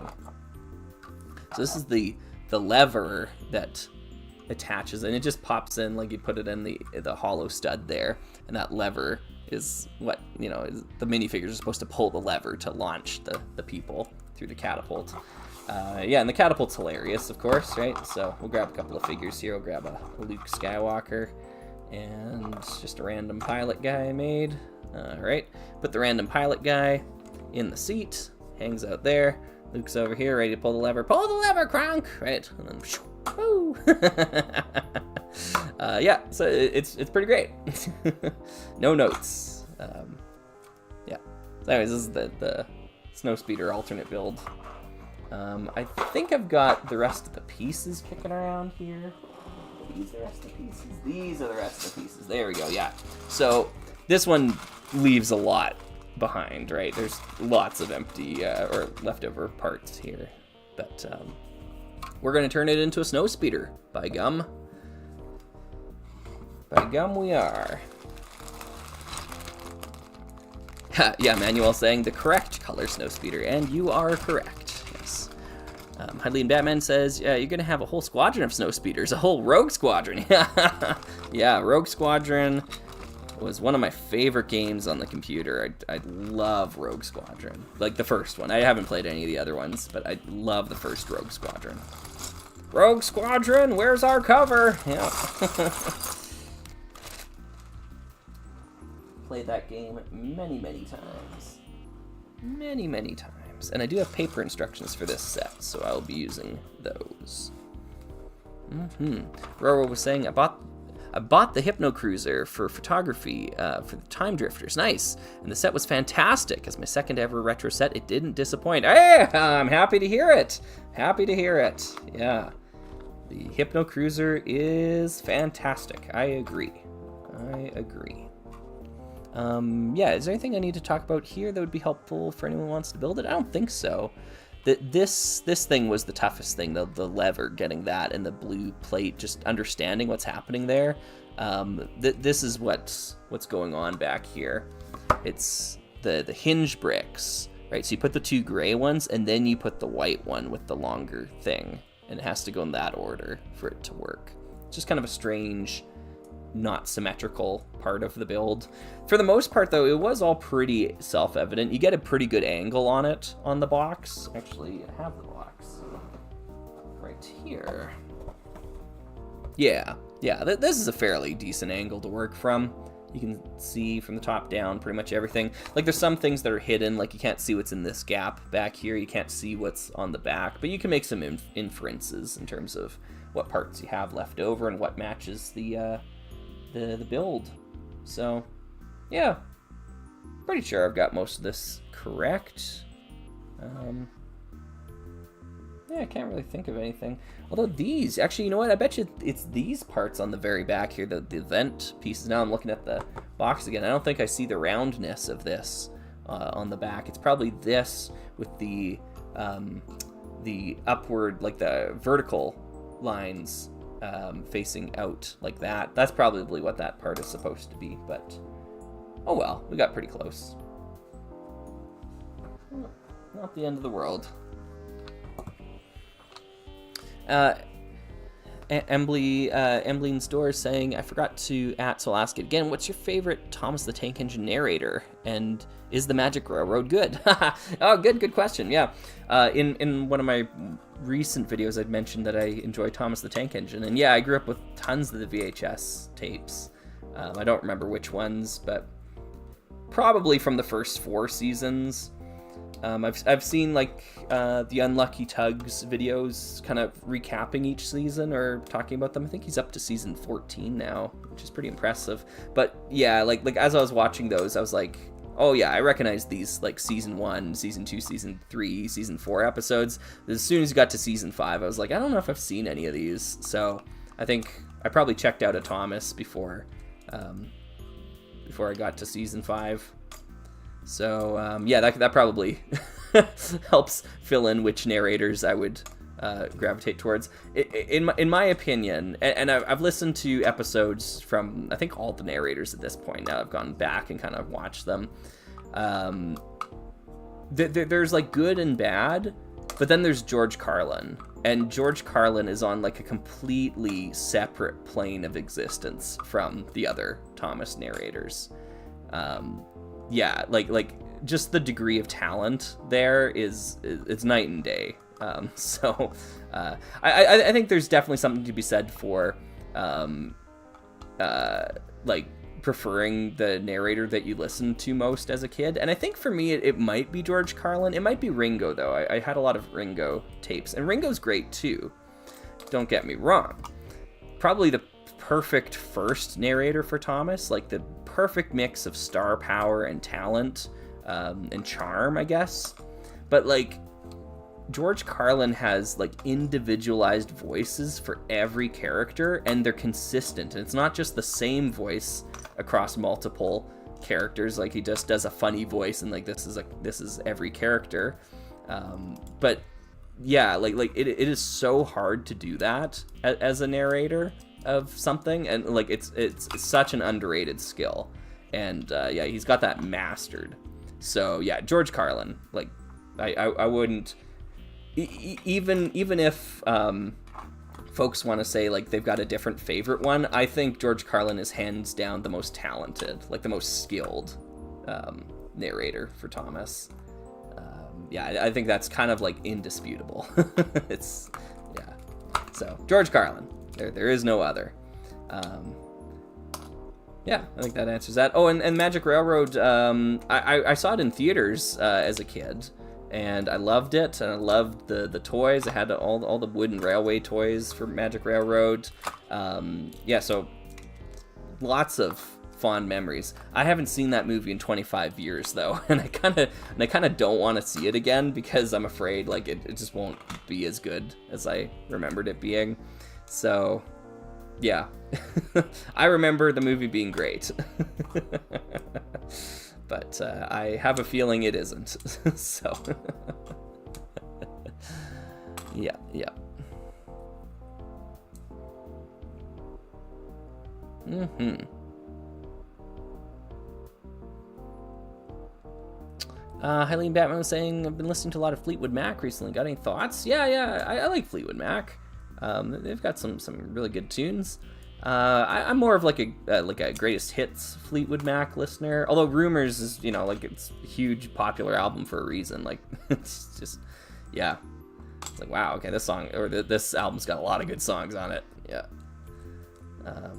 Yeah, I wouldn't say I'm really deep into them, but yeah, I definitely respect the talent, and I totally see the draw behind that band. Mm-hmm. You ever heard Thomas the Thomas video with Carlin's stand-up as narration?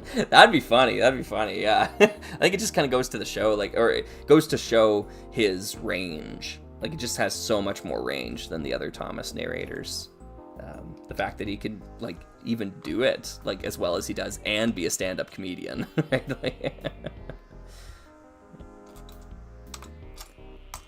What am I looking for here?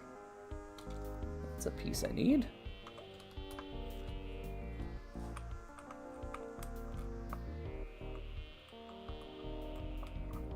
K2 Films was saying, do you watch any brick films? And if so, what kind? It's honestly not something I go out of my way to watch. Sometimes I check them out. Yeah, I don't know. Yeah, I guess I'd probably have to say no. Not really. Yeah. Sorry. It's not a very useful answer.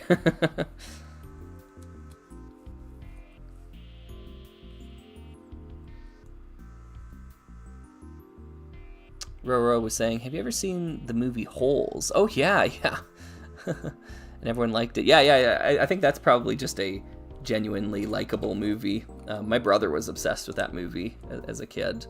And it's got, like, great actors. Like, there's, like, I think it's a trio of villains, right? With Sigourney Weaver and the other two guys. And all three of them are just spectacular. But, that being said, that's another movie I haven't seen in, like, 25 years. So... my memory of that could be a little bit hazy. Maybe 20 years is maybe more accurate for that one. I don't know when that one came out. Is it a 90s movie or like an early 2000s movie?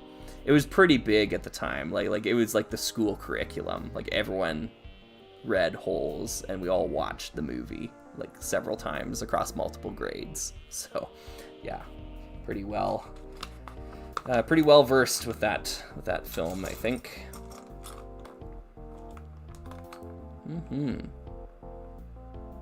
Shy Guy was saying, how much would you want a Thomas Lego set? Oh, probably quite a bit if I could track one down. The hard thing about Duplo, though, because it's Duplo that we're talking about here, right?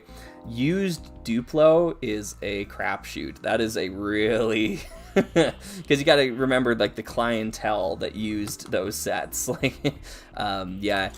Ideally, you want sealed Duplo, and sealed Duplo is expensive. So, yeah, like, if I could find it sealed for a good price, I would go that route, and I'd probably enjoy it, but it's not, like, a mission of mine to go out of my way to track down a sealed Thomas the Tank Engine Duplo set.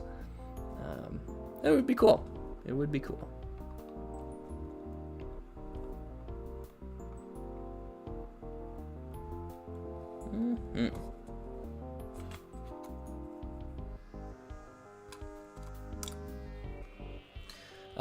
Cracker Smacker says, Slugger, I must say it has been about a year now since I've watched your channel. Oh, cool. Yeah. Also, if you could talk to any Lego character, who would it be? Oh, interesting. Well, welcome back to the channel, firstly.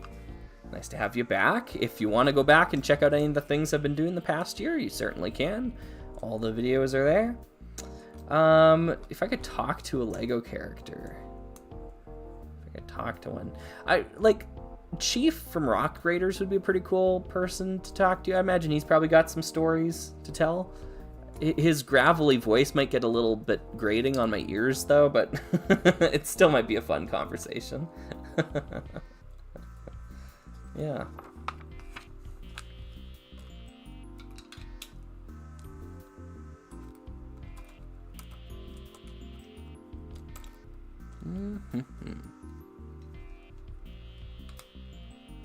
A little schmo 222 was saying, I'm excited for you to continue your Orient Expedition retrospective. Yes, I am as well.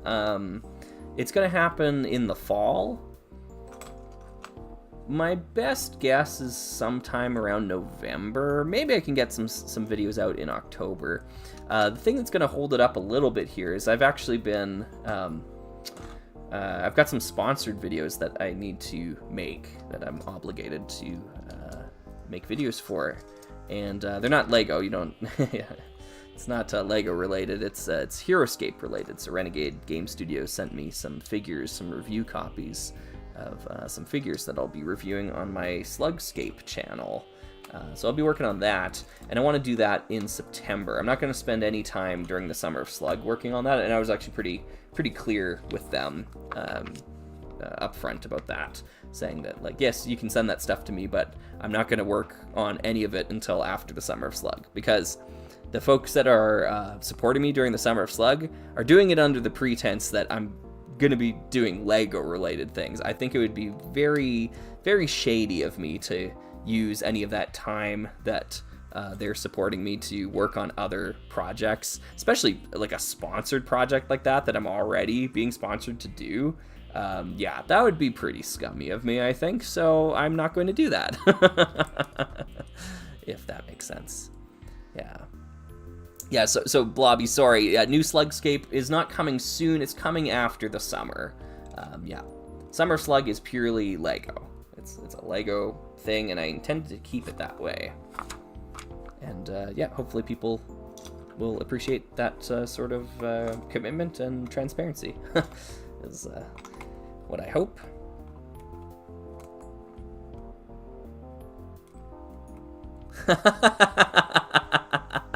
HeroScape Ambassador Network, yeah. And Emblene's Door says, reasons why Slugger is awesome. Number, what is this? 1,038,372. Well, thank you. I appreciate that. I'm just trying to, be the most decent person I can be. And I think that should be a goal for everybody to set for themselves.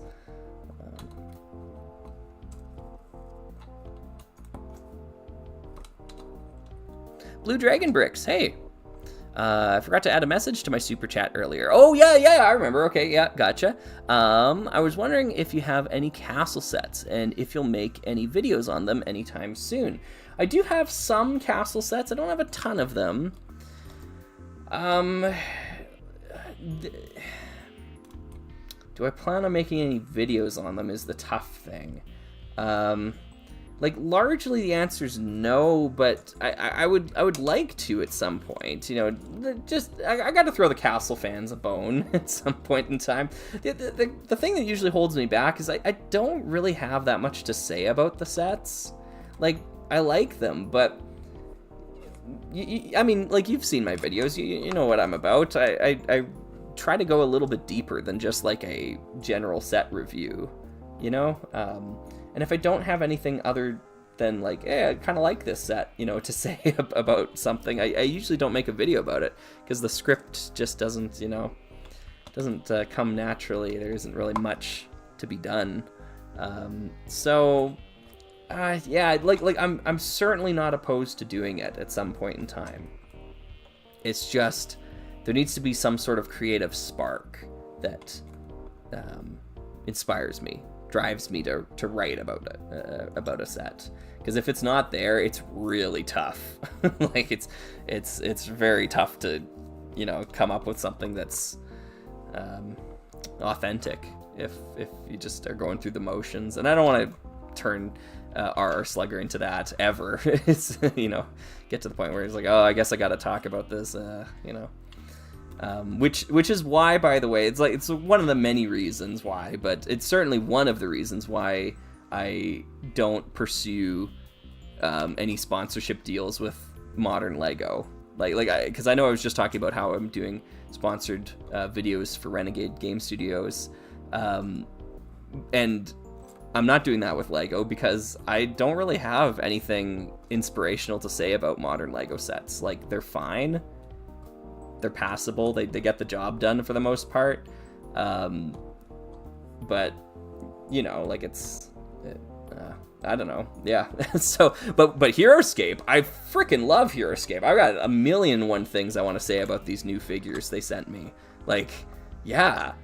So, you know, that isn't like a I got to do this to, you know, gotta make ends meet or whatever. Like that is like strictly passion fueled. Like I would make HeroScape videos, and I do make HeroScape videos without sponsorship all the time, but it's nice to get that extra nod from the official company making the product that I love so much. So yeah, there's a difference there, right? If Lego would sponsor me and send me things from their vault, heck yeah, sign me up. You want to send me a copy of the, you know, the Futron monorail Lego? Sure. I'll make a video. I will find a way to make a video about that. But no, you want to send me, I don't know, the most recent, like, city sets or the city space sets or this, that, like, no, I don't want them, you know, like, yeah. There's probably stipulations on reselling, I would imagine, in the Lego Ambassadors Network. Like, because that'd honestly be one of my first thoughts if Lego were to send me modern product. I'd be like, I think I'm just gonna go hawk this at my local Lego store. I don't actually want this set, that sort of thing. Maybe somebody else will get more pleasure out of it than I will. So, yeah. Anyways, I'm sorry for yammering there. Yeah, Unitron Command Center was saying, the day you join LAN is the day the world ends. Look, I don't want to say never, because, like, if Lego returns to this building aesthetic and this sort of sensibility of design, they start doing set photography again, they put alternate builds on the back of boxes, like, yeah, sign me up. Like, I'm not saying they can't change and they can't be a great company again that makes really inspired products. I just don't think they are right now. Like, I really see modern Lego as like treading water. It's just, you know, run-of-the-mill stuff, and I also see that the toys as being intensely over-engineered, to the degree where, like, some sets have what I would like consider to be twice as many pieces in them than they should. I'm gonna keep their name anonymous for their protection, but I was talking to a member of the LAN group, or whatever it's called, the LAN, the Lego Ambassadors Network, and they were saying they were kind of falling out of love with it, and were considering not continuing with it, essentially. And one of the reasons they cited is that they felt that modern Lego sets are just fine. Like, they just, you know, they had so much more to say about classic sets. It's basically what I was saying earlier, and I feel the exact same way, so I think that's why we were discussing it. But they said that one of the things that they loved so much about old Lego was that bricks were like the standard. Like, sets used a lot of bricks. It's the things that were like a brick tall, right? Like a full brick. And what they did is they took the most recent Dreams wave of sets, and they went through the part inventory, 2,700 pieces total, roughly that many pieces. How many bricks do you think were included in those 2,700 pieces from Lego Dreams? And we're just talking bricks. They can be of any dimension, but they have to be like a brick, you know, not a modified piece with slopes or this or that, like bricks. How many? Yeah, like out of 2,700, 2,700, how many bricks, right? Just take a wild guess, because I was shocked. My jaw literally like just dropped, like, as I was reading the message they sent me. I could not believe the answer. Yeah, and some folks are, you know, they're in the ballpark here. So out of 2,700 pieces that make up Lego Dreams, modern Lego Dreams sets, like the most recent wave, 18 pieces, less than 20 pieces were actually bricks. I couldn't believe it. Yeah, less than the granite grinder. Yeah. Less bricks in an entire wave of Lego Dreams than the granite grinder has. The granite grinder's got 100 pieces in it. Like it isn't that just wild? And to me, it's just so indicative of the change of direction that the company is like it's not the same toy anymore. It's compatible, but the reality suggests it's something completely different. So crazy, hey? That's 0.6%. Woo! Crazy. And and we're not even talking about like a UCS series set or like a 18 plus. We're talking about like Dreams. This is supposed to be a toy for kids, right? Like it's just madness to me. Like, we're not cherry picking at all. Like, this is a mainline Lego product that, you know, should be what represents the toy best, right? Yeah, blew my mind. So I had no idea it was that bad.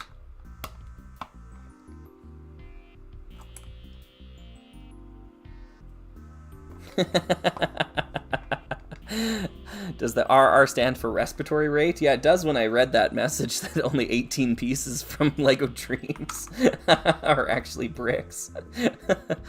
Yeah.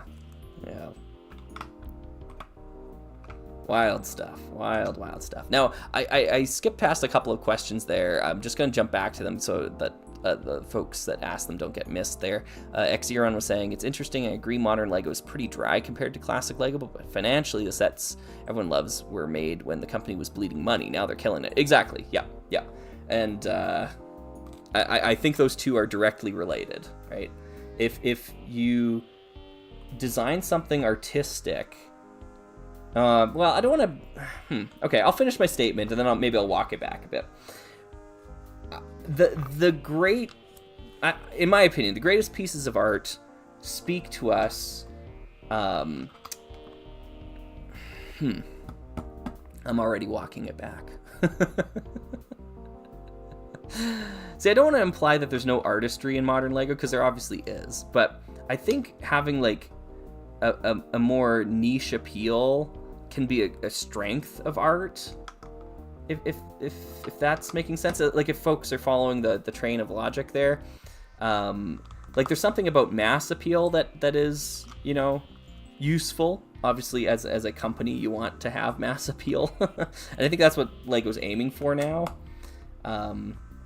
Whereas I think they had like a little bit more of a niche target when the sets were more blocky, and like we weren't making like botanical sets. Like and I'm not saying botanical sets in particular are a problem. I'm using that as an example to say that like the set design is trying to target a bigger demographic. They're trying to target people that aren't Lego fans necessarily strictly. They're just, you know, trying to get folks to buy things that they are a fan of. So you don't have to be a big Lego collector to get into the botanical series. You don't have to be a big Lego collector to buy a licensed set. You know, maybe you're just a fan of Star Wars, and then, you know, your friends buy you the Millennium Falcon or something for your birthday, and it's the only Lego set you own. But there's a Lego purchase that wouldn't have been made the same way back then. I don't know if I'm making a whole lot of sense here, and I don't even know if I stand by what I'm saying. I think I'd have to think out my answer here a little bit better than I have. But yeah, I think there is a direct correlation between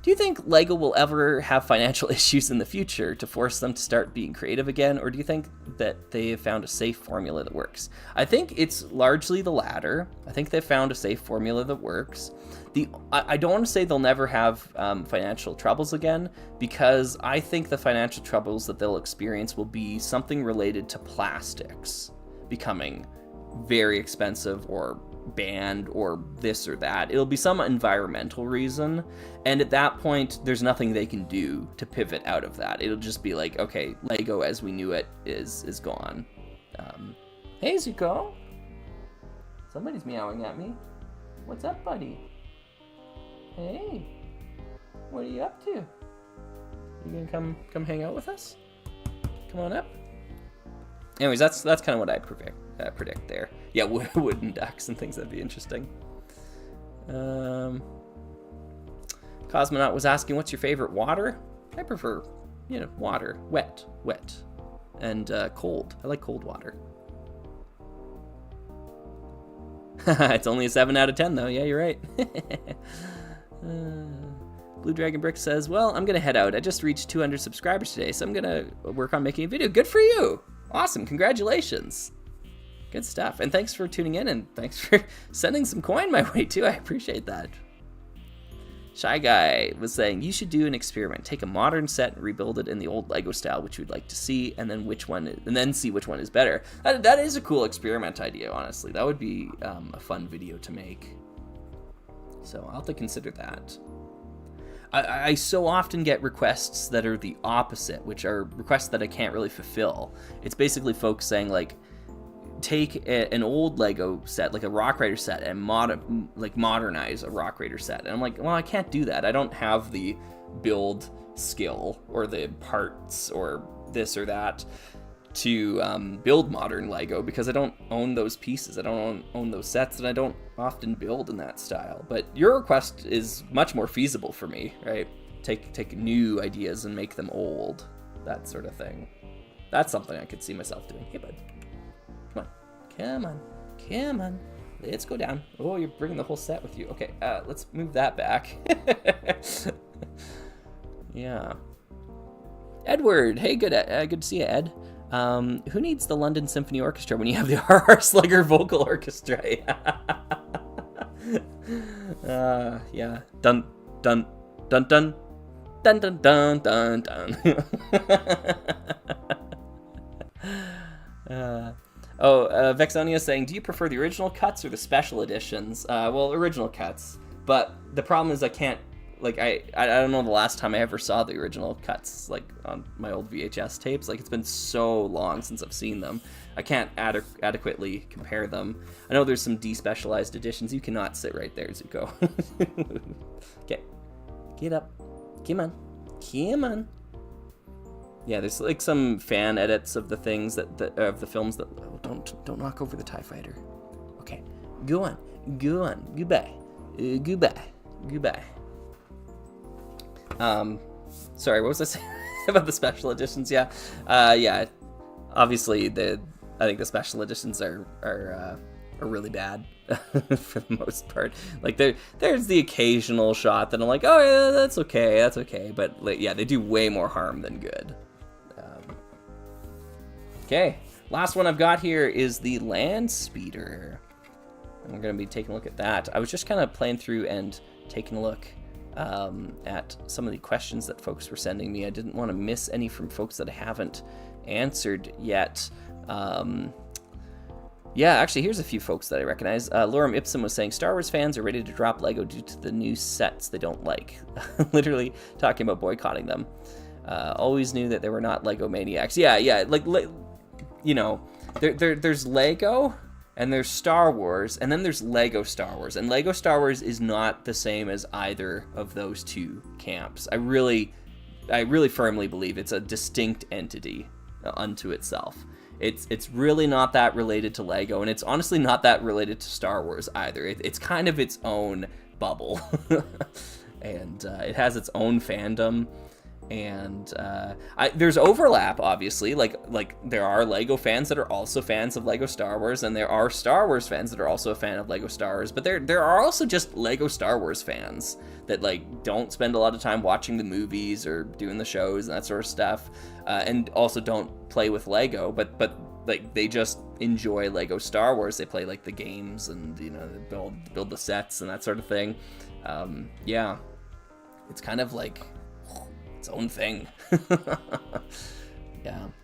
Lilac the Infomaniac was saying, I forgot to earlier when I said this, but I adore the combo of orange and old dark gray. It's a shame they don't overlap longer. Do you have any favorite rare color combos? Yeah, I do. And I agree with you. Orange and old dark gray are amazing. It's one of the reasons I really like the Sky Pirates set, that one I did for Plastic Planes.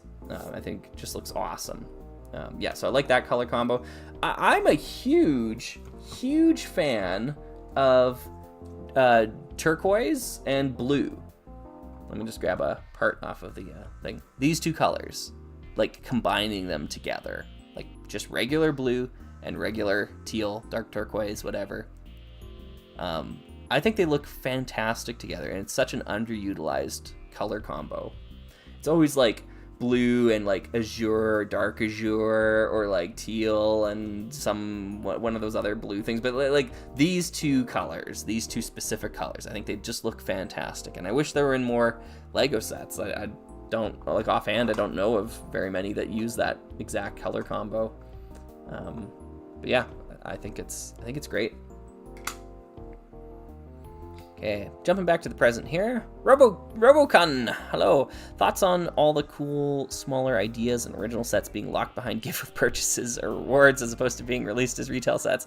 Oh, you're asking if I have thoughts about that. Yeah, yes. Obviously, I have a lot of thoughts about that, yeah, they're not good thoughts.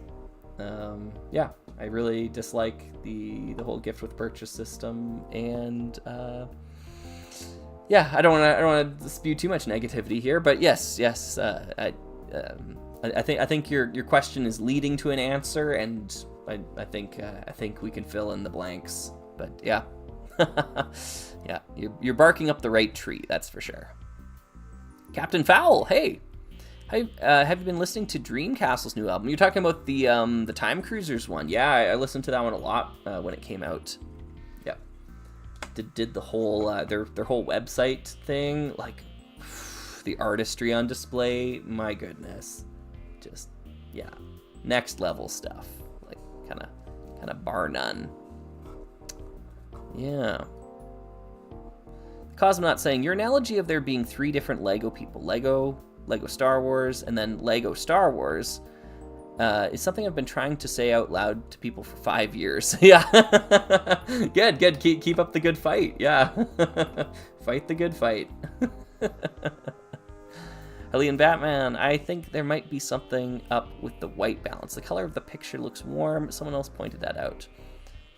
Something up with the white balance. Oh, like of the live stream, you mean? Yeah, there might be. It's set on an auto white balance right now. Like the picture, the color grading of the camera is very poor. There's like reds are picked up like really hot, but then greens are like really diluted.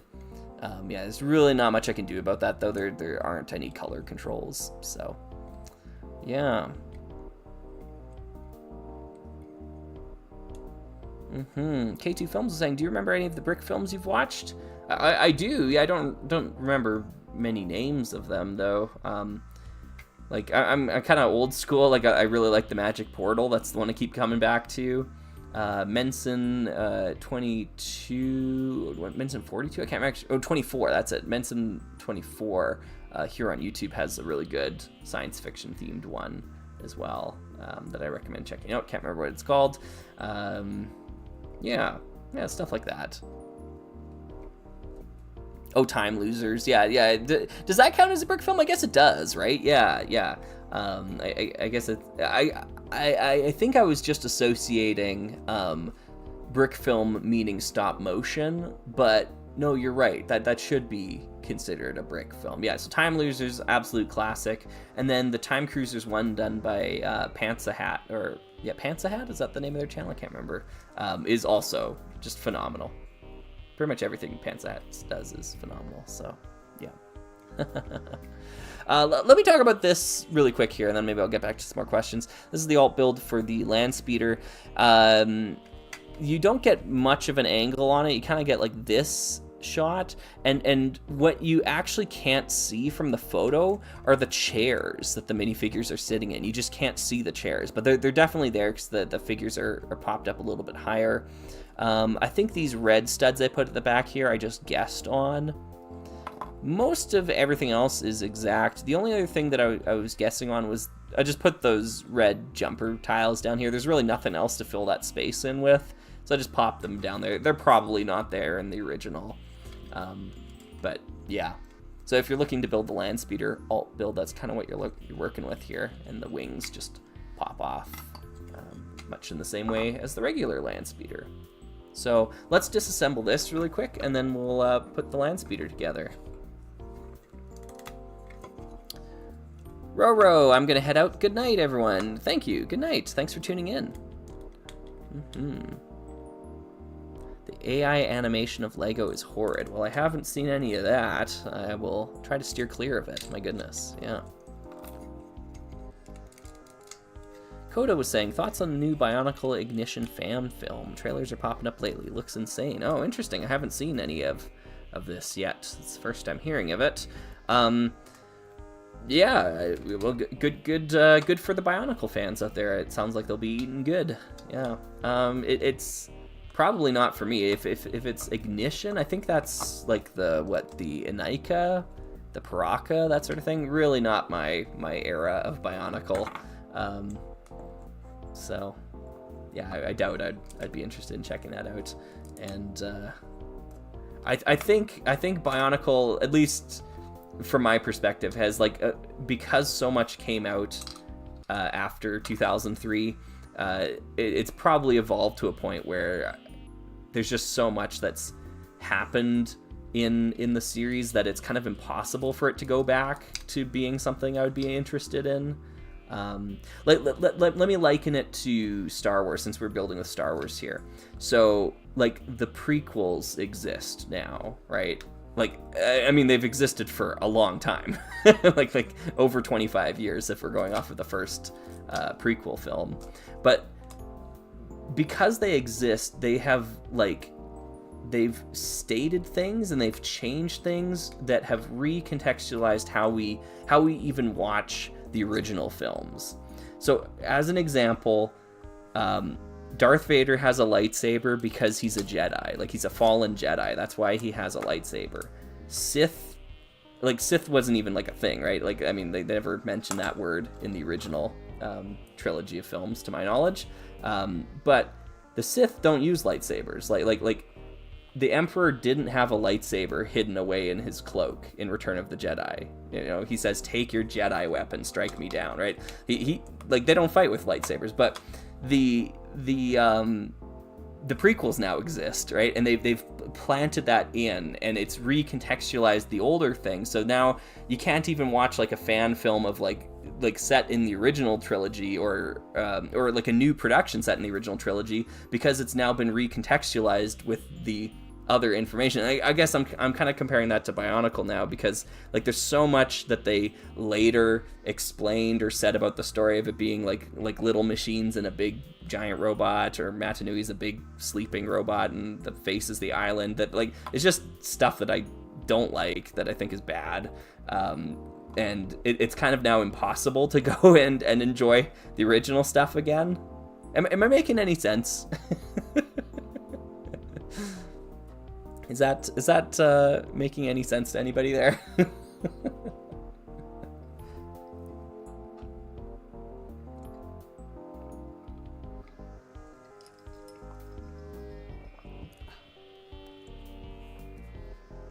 Absolutely. Okay, cool. All right, sweet. Mm-hmm. Yeah, and Kopaka's a cool companion. I know that, and I understand that. But as an audience member, as a fan of the series, it wasn't something that was explicitly stated early on. It was just kind of a mystery. And I think the resolution to the mystery is kind of lame. Like, it's unexciting, it's uninteresting to me. It's like, oh, that's what it was building up for? Whatever, you know. So I'm just unsatisfied with that conclusion. It doesn't really matter that they were planning it from the start. You could even say that George Lucas was planning for Sith to use lightsabers from the very start. It doesn't change the argument, I think, in my opinion. But I get what you're saying. Yeah. Mm-hmm. Intention versus interpretation. Well put, Blobby. Yeah. Let's put this together. Let's build the land speeder. I've got the land speeder box. It's cute. It's tiny. Tiny little box. And that's the picture I used for the alternate build. It's tiny. I did use the instructions though. I remember doing this. Oh, some parts in there. Any more? Oh, there's some. Oops. Sorry, Zuko. No, you can't have that. You can't have that. That's actually something that I added to it. These aren't original pieces. I just threw those on. Yeah, I used the instruction booklet for this alternate build because on the back of the instruction booklet, it's actually way bigger and higher resolution. Check that out. So the box is actually significantly smaller than the instruction booklet. Go figure. So let's build a land speeder. This is one of my favorites. I love the look of this land speeder. Again, it's one of those ones that I think they just nailed right out of the gate. I think they made a really great land speeder here. It's the right size for the minifigures too. It scales really nicely with them. I kind of feel like most land speeders that came after this are just a little too big. Like they feel too big for the world of Star Wars. Lego, I mean. They feel too big for the world of Lego. But this one's got the scale that I like to see. Mm-hmm. Yeah, there is something that's just so satisfying about little Lego boxes.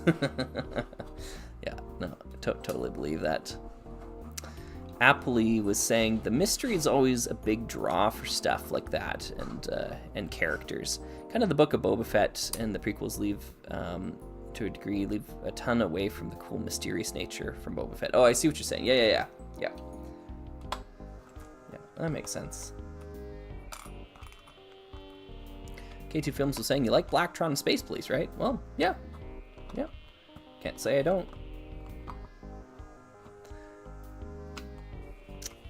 Little Schmo, I'm excited for the Lego Godzilla set. They're making a Lego Godzilla set? What? Okay. Huh. I guess they're gonna make a Lego everything eventually.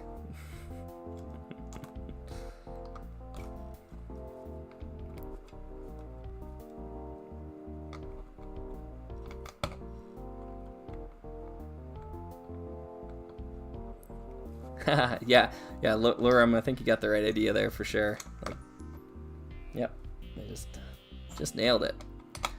The aesthetic was on point. That one's a little less damaged. We'll have that side sticking out. Yeah, good firm foundation for it. Oh, Kopak was saying, do you like Blacktron 1 or 2 more? Yeah, I've got a complicated answer. I like the builds of Blacktron 2 more. I think I don't have a lot of Blacktron 1, to be honest.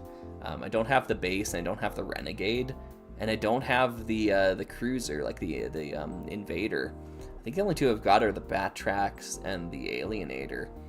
And I really like the Batrax. That's a good set. The Alienator's kind of junk, but it's endearing junk. And I have all of Blacktron 2. I actually just recently completed the Aerial Invader, because I was parting that one together for well over a year. I actually need... Oh, no, I'm not quite done it, actually. I'm still missing a few printed pieces that need to bricklink or something. So, yeah. The minifigures of Blacktron 1 are hands down superior. And the builds, I think, of Blacktron 2 are better. So... yeah, I don't know. You can pick your poison there. I'm not like especially in love with either of the series though. Like I think Blacktron's good, like really good, but it's not like like, if I had to choose, I would choose Space Police 2 over it. I would choose Ice Planet over it, M-Tron over it. Yeah, I think there's just better LEGO space themes out there. Now these thrusters here, I'm going to talk about these really quick. These to me are so cool. They made them, like, they molded this part specifically for this set. Like, this is the first set to use this part. And they intentionally designed it so it looked like the underslung rockets from like classic LEGO Space. So it's actually a Star Wars specific mold, but they made it LEGO specific. They didn't make these look like Landspeeder thrusters. They made them look like LEGO thrusters. Like that's just so indicative of the philosophy difference between this era of LEGO Star Wars and LEGO Star Wars of today. So cool. So cool. Sebastian, hey. I want to create a LEGO tabletop RPG with building as a core mechanic, either using real bricks or the theater of the mind. Are there any mechanics or features you would consider essential? Honestly, I think the physical bricks is essential. Theater of the mind would be very difficult, in my opinion, to facilitate in a LEGO format. But I don't know. Like, maybe you're a little bit more imaginative than I am.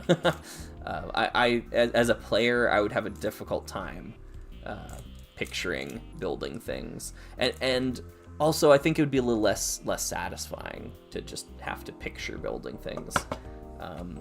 So yeah, I think construction is a big aspect of what you'd be looking at, but I also think deconstruction and reconstruction would be underrated aspects as well too. So for example, building something and then being able to take what you built earlier in the campaign and disassemble it to create something new, I think is an important keystone that might be worth considering. But yeah, sounds like a neat project. Good luck. Let's see here. Eileen Batman. Well, in unrelated news, it would seem that Doctor Who has finally been cancelled again. Do you have any thoughts? I don't think you've mentioned being a fan of it before. Yeah, I really haven't seen a lot of Doctor Who. Yeah, sorry. I don't know if I have any meaningful thoughts. Sorry. Lorem Ipsum. Blacktron jetpacks were great, though. Yeah. I have some dyed red ones for M-Tron. Oh, wow, dyed red ones. Okay. Yeah. Little Landspeeder. You know what? It is a little small. Now that I've got the minifigures in there, looking at it again. I know I said it was like, oh, this is the right size. It's a little small. Let's grab one that's a little bit, maybe sized a little bit better here. I've got it over here. Although it feels big. It feels too big. I don't know. So this is one from the Mos Eisley Cantina, and it still has the old-style engine thrusters on it, which is really cool. I'm not a big fan of the one being light gray and the other two being dark gray. I know what they're going for. They're going for, like, this one is supposed to have more of the engine exposed or whatever, but yeah. It's not a great look, but whatever. This is an interesting interpretation of the Landspeeder. I'll have more things to say about it when I actually sit down and maybe script write for this set here. But yeah, the color choices are like, I mean, it's cool to see one in sand red. Like that's cool. I think this is more accurate color-wise to some degree. I'm not really sold on the dark red, sand red look. It's okay. It's okay. This to me is a more like it evokes the style of the Landspeeder a little bit better in my mind, but I don't think either one are especially accurate color-wise, so it might just be kind of a moot point. Whoops, I took the chair with me. Let's put the chair back. And we'll put our pilots in here. Yeah, see, this one feels too big now. So I don't know what the perfect scale is, but yeah, like those minifigures are swimming in this thing. It's like a boat. It's huge. Huge. Look how long this sucker is. Yeah. Yeah, I don't know. I think maybe somewhere between the two was the perfect size, but yeah. Anyways, I put these plates together because I like to put them underneath the land speeder. These don't come with the set, but I like having it float a little bit off the ground to put 2 studs of distance there. Yeah, I like the look of that. This one only floats 1 stud off the ground, or sorry, 1 plate off the ground. That's what I'm trying to say. But yeah, I like the look of 2. I think it's better. You can't see it from this angle, but yeah.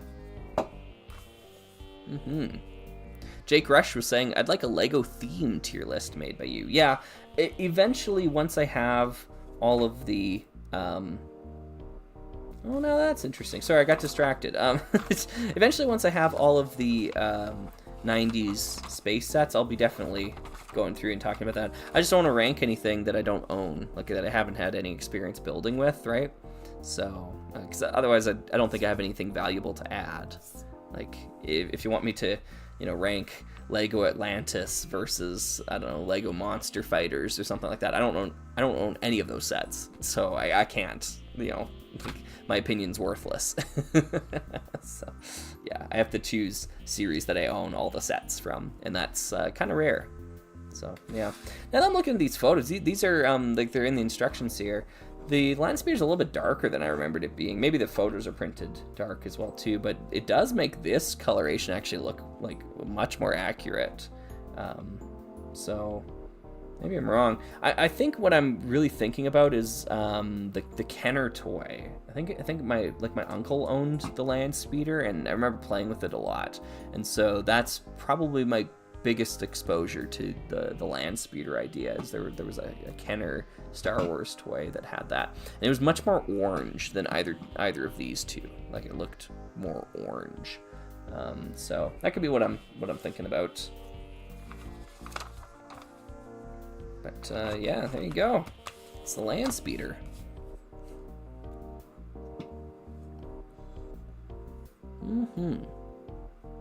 Umikalu. I just realized my username doesn't match the one I use on Discord here. Oh, okay. Well, yeah, I doubt. Yeah, it doesn't seem like it does. Oh wait, now it does. Yes. Okay. Yeah. now it's making sense to me. Yeah.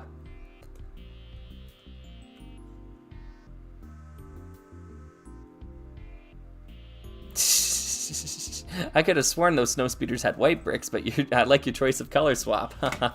Very funny, very funny. Yeah, I've got this setup here. I didn't do any alt builds for it when I was making the video earlier, but this is the desert skiff or sand skiff or whatever it is. It's another one that I think is just like pretty much a perfect Lego rendition of this vehicle idea. They just nailed it.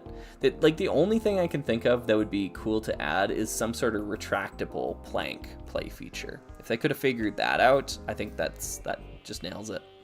But yeah. Oh, and also there's this big brown brick here. I don't think it needs to be there. Like if you take that brick out, I think the set is just better. Because then you can use more of the play space. It's not like a structural thing. Like, the whole thing's plated together really solidly. It's just, you know, yeah, I think that's already, like, just better without that piece. But, Cracker Smacker says, could you give us a forced and obviously fake laugh? Because why not? Ha ha ha ha. How's that? Was that okay? Ha ha ha ha ha ha. Yeah.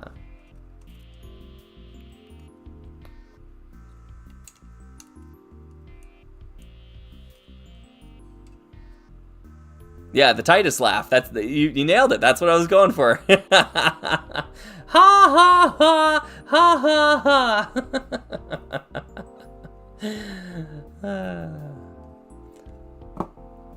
Spoonie's video on that game is just phenomenal. One of the greats of older YouTube.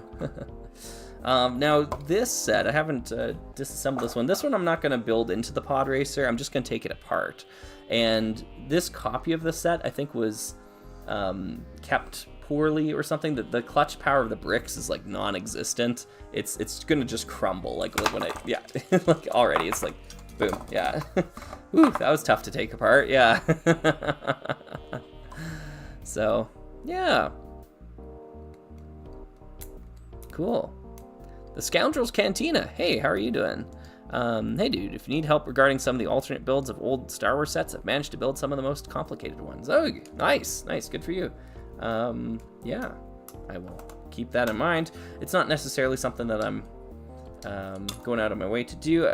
Basically what I'm doing here today is I'm taking apart the alternate builds that I had constructed for my recent Lego Skyhopper video, and we were just putting them back into their original form. We did a Snowspeeder alternate build, we had the Frog Car, the Landspeeder alt build, and the TIE Fighter, one of the big TIE Fighter ones, which I think I mostly had it there. There were some parts that I knew I had wrong, but that's okay.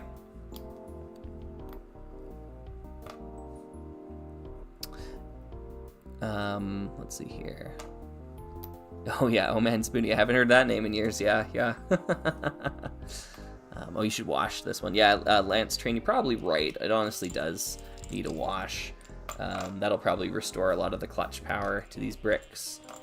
At the same time, I'm not desperate to build Anakin's Pod Racer. You know, like I don't need that set constructed right now, and in fact I'd rather just put these back in the box to remain in the box until I need them again. So I think that's the route I'm gonna go ultimately.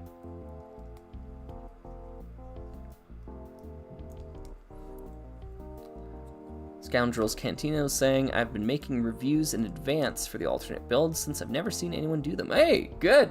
Fight the good fight. Yeah. The, like, I mean, I was kind of proselytizing about that a little bit earlier in the stream here today, but, like, alternate builds were so core to the identity of LEGO Star Wars early on. It's kind of like a tragedy that they've just been abandoned completely in modern LEGO Star Wars. And in fact, it's such a foreign concept that when I talk about these things and get younger viewers watching it, they're just kind of like blown away. They're like, what? You know, like, what are you talking about? Why are you talking about alternate builds? Nobody cares about alternate builds. And I'm like, I care about alternate builds. That's what LEGO Star Wars was all about early on. Like, that was the core thing it did better than any other series that in Lego's repertoire was alternate builds. Like, you had sets that had like 6 alternate builds to them. That was unheard of. So yeah, it's so weird, the shift in priorities and how it's completely colored the way that modern fans view LEGO Star Wars. Yeah, just to me it seems so wild.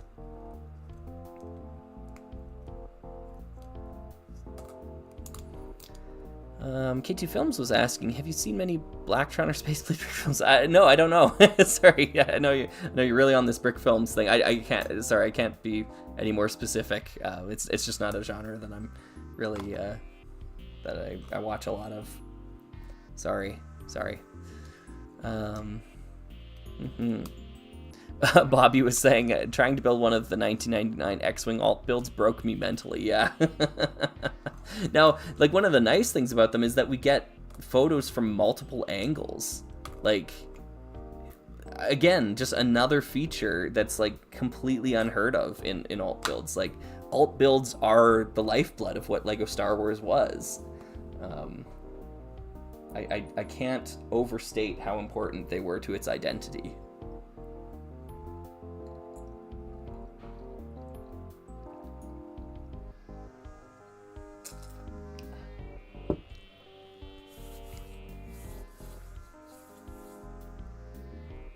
I agree, Scoundrels Cantina. Yeah, I think that's my read on it as well too. It was a non-original LEGO theme, so the designers went over and above to make it feel creative, to make it feel original.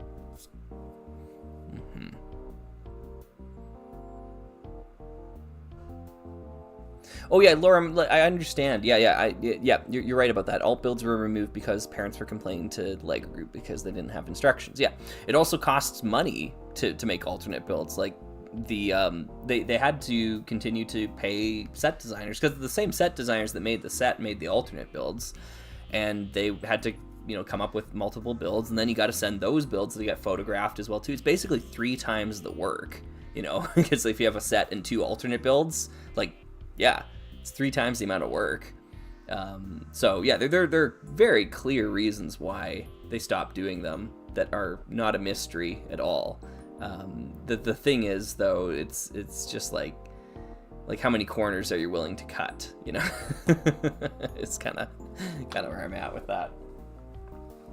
Anyways, these are parts of the, where's Anakin's pod racer? Oops, that's the box. Yeah, so I'm just going to put them back in the box here. And, yeah, I'm not worried about building this set. I'd rather have it disassembled, to be honest. It'll be more useful in parts form in case I need some of these parts for something else. Yeah, I probably have something... Maybe one more thing we can deconstruct here before I sign off here today. We've been streaming for a few hours, I think, at this point. But, yeah. K2 Film saying, it's because I'm always trying to find good brick films, especially 80s and 90s space related. Yeah, well, check out Menson24. Let me just type that in here. Check this channel out. Menson24. There we go. Yeah. Really good space, like early 80s space brick film stuff. I think you'll find what you're looking for there.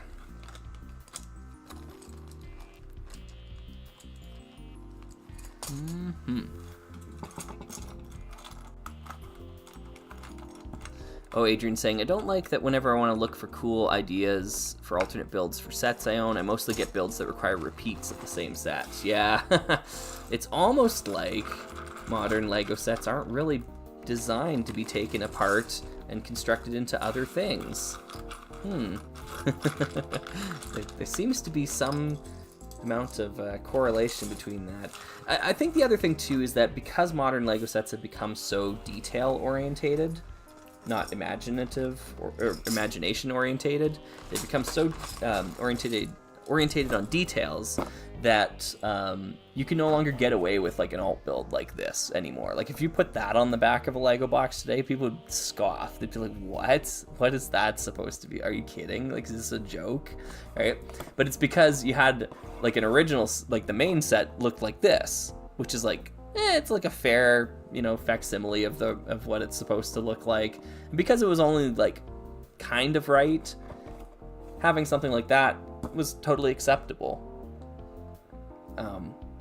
Also, the culture behind Lego Star Wars has become like so toxic that I don't think like I can only imagine what Lego Star Wars fans would say if they started putting alternate builds that looked like this on the back of their boxes. The uproar. The irony of the uproar. Like, what do you mean, like, Lego Star Wars with alternate builds? What could be more wrong, Yeah. Filbert saying, why is the culture so toxic? I think there's a lot of reasons there. It's a multifaceted thing. And there are certainly outspoken individuals in that community that kind of steer discourse in that direction. And I think it largely has to do with a lack of shared values, maybe is a good way to describe it. Because like I was pointing out earlier, you've got Lego fans, you've got Star Wars fans, and then you've got Lego Star Wars fans, and it's a completely separate entity. There's some overlap with Lego, there's some overlap with Star Wars, but it's kind of its own thing. And I think within that little bubble there, you get a lot of folks that aren't in it for the building. Like, they're not in it for, like, I want to make something that looks like Lego. but kind of resembles the Star Wars set that I like, which is like this, you know, like this looks like a Lego set. But you get to the point where like it becomes so detail orientated that it's basically a model kit at that point in time, and then the discourse centers around, well, why isn't it pixel perfect accurate? You know, like it's bad because it doesn't actually look like the thing that was on screen, or like it shouldn't have these play features because these play features are bad. We want it to look more accurate, like those sorts of things. I just don't think those people are like, you know, I don't think that represents the shared value that Lego has, like, as a medium, you know? I don't know if I'm making much sense with that. Sorry. Yeah, but there's a lot of reasons, I think, and I think that's kind of one of them. It's a clash of values, of ideals. Like Lego isn't a detail-orientated toy. It's slowly drifting that direction, yes, but like it'll never be as accurate as like an Erdl model, or like a die-cast model of it or something like that. Like, so it's kind of like the folks that are chomping at that are chasing like the wrong train. Like Lego will never be what they want it to be. It's like impossible, and like the medium doesn't allow that. So why even chase it is kind of like where I'm at, right? Like, I don't know, is that making any sense? Yeah.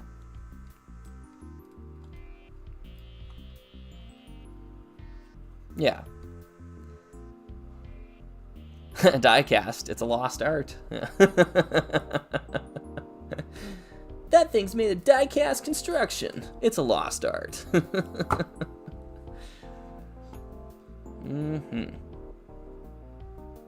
Unitron Command Center saying that's a perfect way to describe it. It's not like Lego anymore. It's not a model kit. Yeah.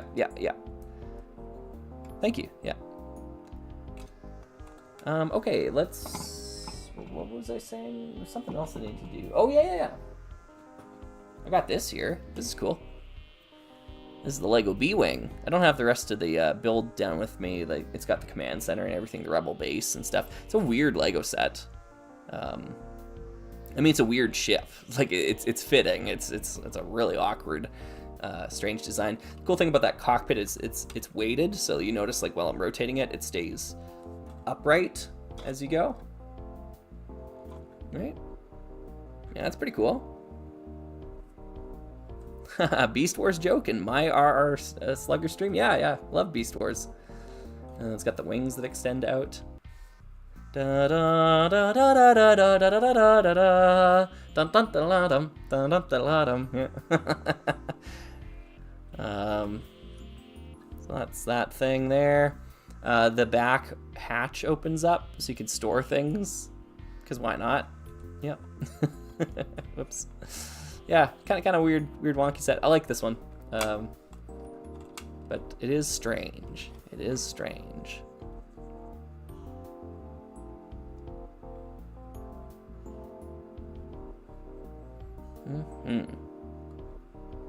B-Wing, such an underrated ship. Yeah, it doesn't have a lot of screen presence. That's for sure. They don't show it on screen very often.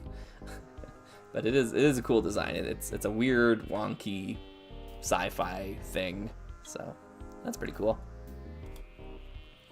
Let's see here. I'm gonna try to hit on a few questions that I might have missed. Umi Kalu says, I wish designing models that are good toys was a more established aspect of the Lego building community. Yeah. Seems to be mainly something retro builders are into. Yeah. It's a shifting of core values for sure. And I'm not saying that like there isn't a place for building highly detailed models. I just wish that wasn't like everything that Lego did, you know? Because even like a series like Dreams is still like we were talking about Dreams earlier, like really over-engineered, super detailed. There's just not like a lot of stuff left up to the imagination. Like when you compare it to like something like Time Cruisers, or yeah, I don't know, just a very huge shift in focus. But Riley had a good point there. Riley was saying that modern Lego sets are closer to what the way they like to build, so they enjoy them, and that is perfectly valid. I've got nothing bad to say about that. I think you're absolutely within your right to enjoy that. Yep. These sets here are more the way I like to build, so I like them better. Yep. Just difference of opinion. Neither one is right nor wrong. Yeah.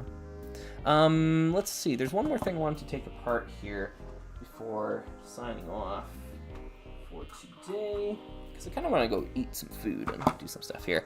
I have some leftovers from some of the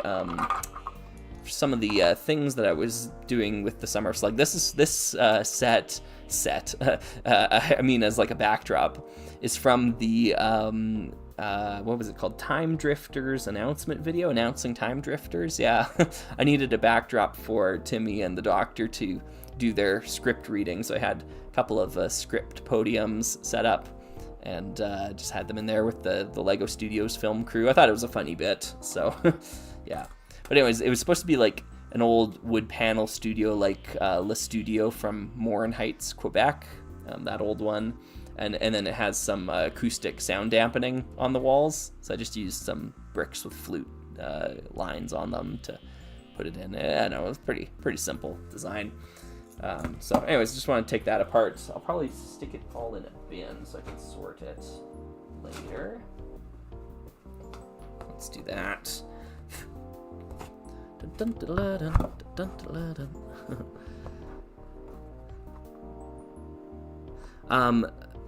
Sorry, I don't know how to pronounce this. Masahige was saying that was an adorable bit. Thank you. I thought it was funny, you know, and usually if I think something's funny, I'll put it in the video anyways. So, yeah. Wow, Dr. Cyber. Yeah. Yep. I actually really enjoyed that video. That one was... Oh, sorry, this is going to be really loud. Let me move it off, away from the microphone. Otherwise, it's just going to be like bang, bang, bang every time I put pieces in there. That was probably my favorite video to make this summer so far. I just had so much fun doing the photography for it. Doing everything as still photos. The way that I produced that video, by the way, I also think is interesting. I did something I've never done before. I just set up my phone and recorded. Okay, sorry. Let me walk that back just a second. I recorded the audio with my friend. I got him to come over and do his Dr. Cyber impression while I did my Timmy Time Warp impression, and we put our vocal talents to use. And then I took the audio file and I put it into DaVinci Resolve, and I edited it together, stitched all the audio parts where I wanted them. I added the backing sounds and music and whatnot. And then once I had that done, I set up my phone just to like record in audio recorder, a playthrough of it, so that when I went up to my photography rig, I would just I'd hit play on that and listen to a part of the script, and then stop it when it got to a point where I was like, okay, that's a photo. So I need a photo that represents that part of the script. So then I'd take that photo, and then I'd hit play again, listen to a little bit more, pause, and then take another photo. That's how I did it, and I've honestly never done that before. Like, it's a really inefficient way to write down a shot list normally.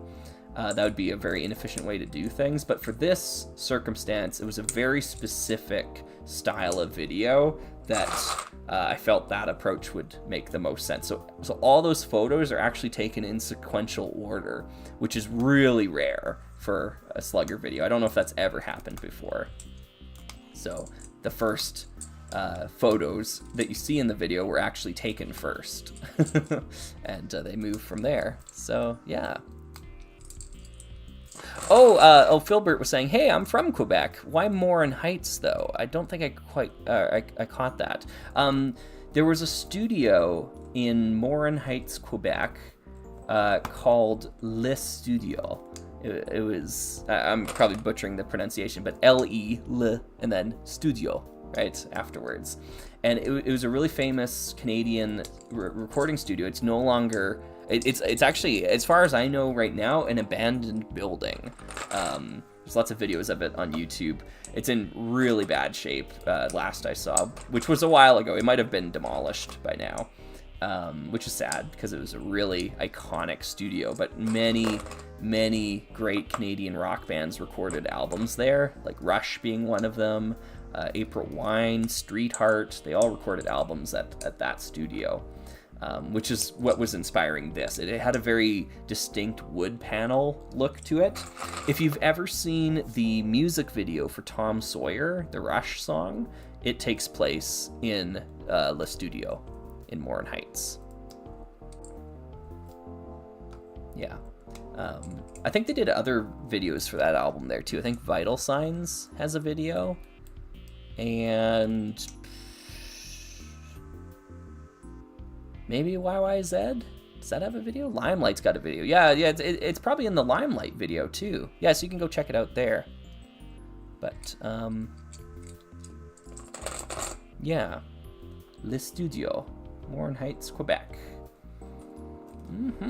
All right, so we got that thing disassembled. You know, there is one more thing I can think of doing here today, since we got the time and we're all hanging out. And it's in keeping with the title down here, Lego Star Wars alternate builds. Let's build one of the Skyhopper alternate builds. I already built, I've built these two before. Obviously, I did them for the video. But like I said earlier, I kind of want to rebuild the second of the alternate builds. I kind of want to rebuild this one. I really enjoyed this one. I enjoyed them both, honestly. They're both really good. This is just a great set, and you got 3 great builds to choose from. But yeah, I'm gonna try to recreate this one here, and I'll try to talk through my process a little bit here. It might honestly be a video idea topic for the future. I'll let the Patreon supporters during the Summer of Slug decide that. The Senate will decide their fate, but we'll see. Let me just move some of this stuff out of the way. Hey, Zuko, good to see you, buddy. I'll get some of that junk out of the way as well, too. Good stuff, good stuff. Umi Kalu saying, I got to do voice acting for Parks Canada once. That's cool. That's awesome. Yeah.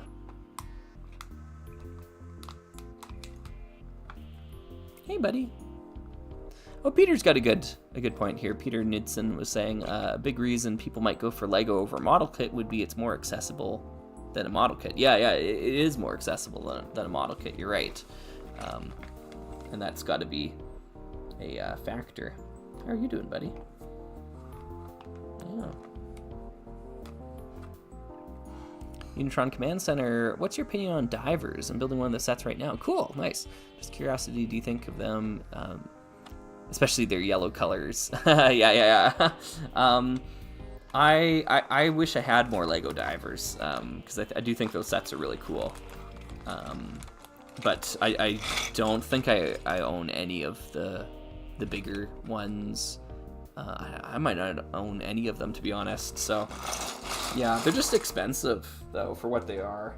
It's a popular sub-theme, so okay. Zuko, this actually isn't gonna work if you sit here.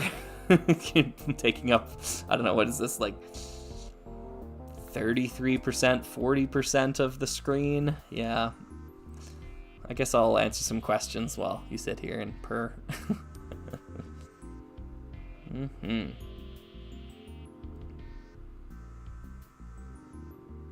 Yeah, seems like people are saying hi to Zuko here. That's good.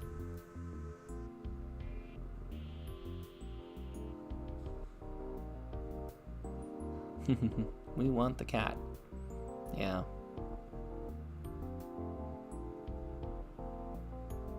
But yeah, I know. So let me talk about some of the principles of alternate build building, making alternate builds. And there's one key thing that I think about every time I do this. Every time I sit down and build an alternate build, and I have to remind myself sometimes, like midway through, and I keep repeating it, and it's build what you can see. Like, you have to start with what you can see first before you start making leaps of logic and start assembling things that you think are correct. Just build what you can see to begin with. Start with all the bricks that you can for sure definitely see that are being used. And that might sound obvious, but it's so easy once you start going to just, you know, start making it the way that you infer that it's going to be. Like, oh, it's probably like this, or this piece probably goes there, that sort of thing. You really just have to stop. Like, don't do it that way, because like so many times, almost every time I sit down and do an alternate build, I get to a point where I've actually worked myself into a corner, because I get to a spot where now I go back and I look at the picture and I can see that this part that I used earlier is actually supposed to be here, but I used it in the wrong spot earlier. So yeah, that can be really frustrating if you don't police yourself diligently. But yeah, build what you can see.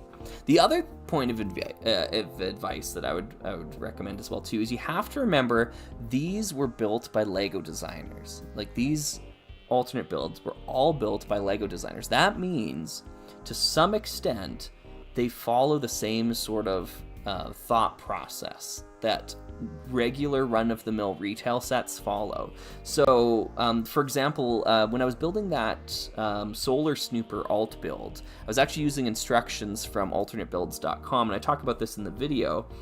I got to a point where, like, from the outside, it looked pretty good. Like, it looks pretty correct, like the building instructions from the website. But the problem was that when you put minifigures in, they were sitting on a little 2x2 round plate, and the plate would just come off with them. Like when you took them out of the vehicle, it just popped right off because there wasn't enough on the bottom holding it down. And I was like, well, okay, this is obviously incorrect. A Lego designer would not design something to be like this. So I actually took it apart and reconfigured things, and actually found that I could reuse plates that this builder was putting somewhere else. I could put them down there and structurally improve the build. So like there's things you can do like that will, you know, get you much closer to reality, like what was probably correct at the time. And I think those are things to really be thinking about.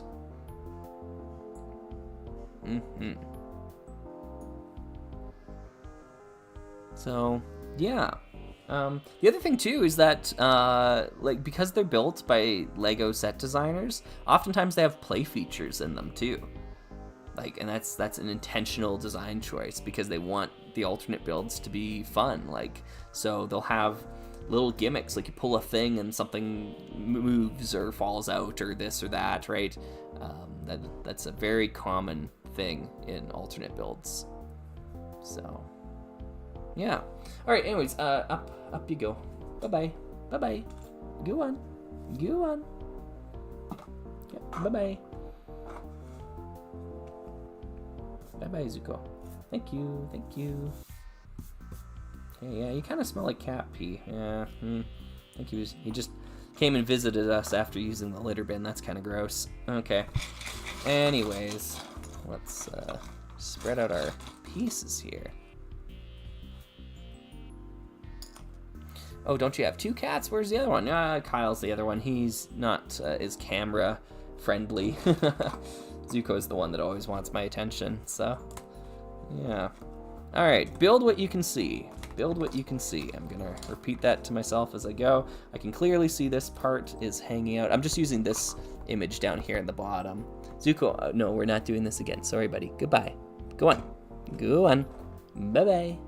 Thank you. I can clearly see there's a yellow plate sticking off the front here. It's the only one in the set, so that obviously goes there. I'm gonna need that lance piece and a black cylinder piece on top of it, like that. Somewhere around there looks about correct. I can clearly see this thing. And these two together. And they clearly go right about there. All right, so far, I'm sticking to my principles, right? All right. There's some 1x1 tiles on the top and bottom that I can clearly see from the image, so I'm gonna try to replicate that here. And I can clearly see the printed one thing, that yellow stripe is right next to it there. Now, I can infer that the other one is on the other side. However, you cannot see it from that image there. So I'm going to leave it off for right now. I will come back to that though. So anyways, that's the printed one, that's the unprinted one, because you have printed and unprinted ones here. Right? So I got to keep track of those. The printed griffin piece hangs off the side like this, and then this plate falls right underneath it right there, and that is clearly visible. So I'm continuing on. All right, next part is like that. This slope is sticking out a little bit further, and then I get to my first spot where what I was working with here actually calls back. So now I need to use this one, and it's going to be a little bit more elevated, which means that on the other side now I have these two as choices, and therefore it's probably safe to assume that the printed one is going to be here and the unprinted one is going to be roughly here on the other model. So that's kind of my thought process with some of this here. There is an interesting, you can see a little bit of a white plate sticking out from the underside. This is the only one that fits the bill because this plate is right next to it, and I can see that on the thing there. So that is the way that has to be orientated. I need to use this wing element to expand it out the other side. So that's matching so far. And this is basically the process I go through whenever I sit down with an alternate build here. This is going to go there. There might be something that goes underneath it. I don't know yet, but it's okay to set a brick down and rip it up later as you go. It's not the end of the world. I know that this is going to go here, and there's going to be something that holds it into position. Oh, sorry, it goes here. There's going to be something in the middle there that holds it in position. I don't know what yet. It's okay to set a brick down and come back to it later.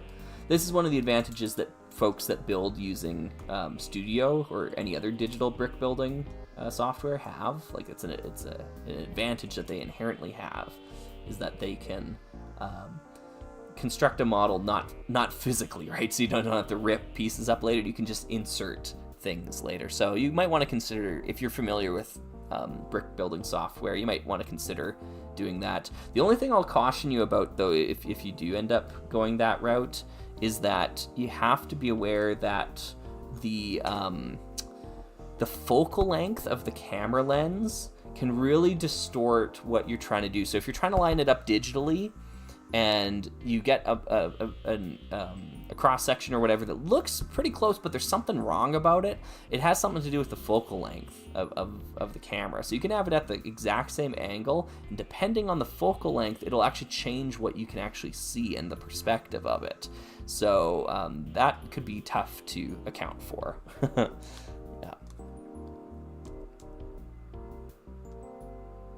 Yeah. Anyways, sorry, I was kind of rambling there.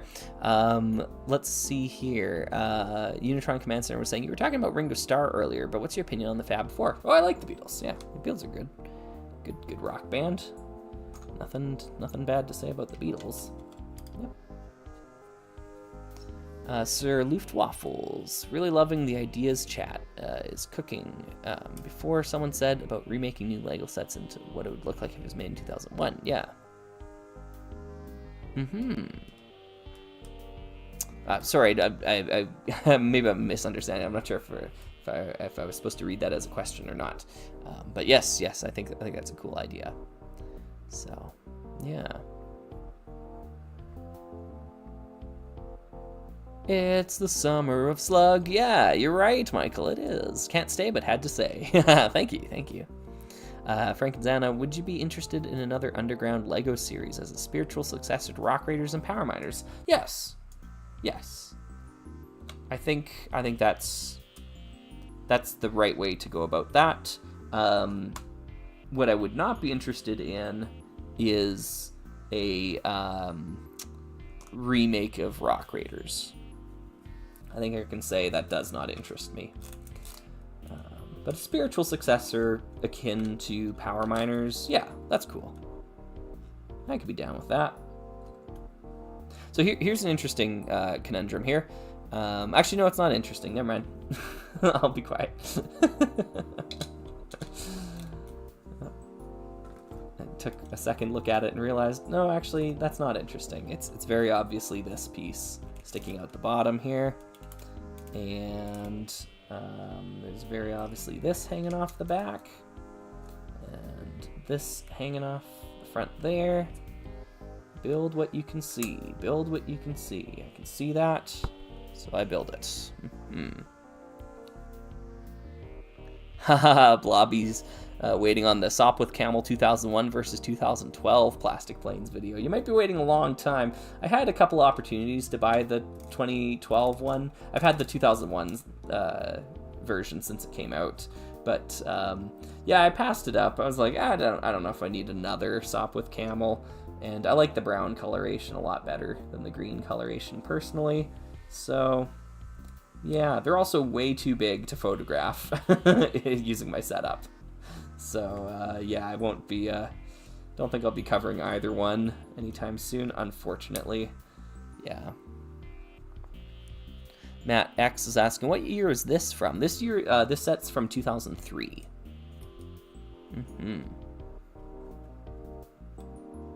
Lorem was saying, would you ever do a group stream? You've done one with Jason and Andrew before. Let's talk Lego. Yeah, I did do that. Yeah.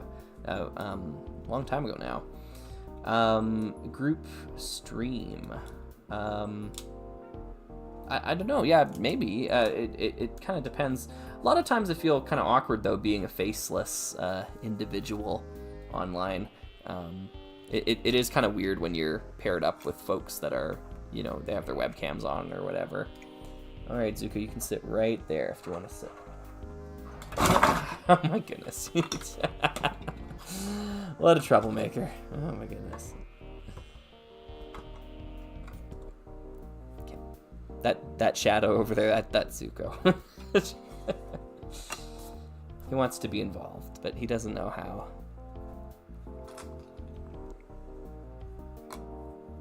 Matt X is saying, old school, were the minifigures yellow skinned? Yeah, they certainly were. Yep, here's the pilot.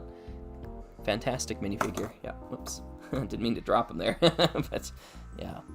I'm working on building the alternate build on the bottom here. I've actually built this one before. I built it for my video on this set. So I've kind of got to the point here where most of the things viewable from this angle are settled. Like, I know that this panel is going to go here, and the printed one goes behind it. That's an obvious conclusion to draw from what you can see.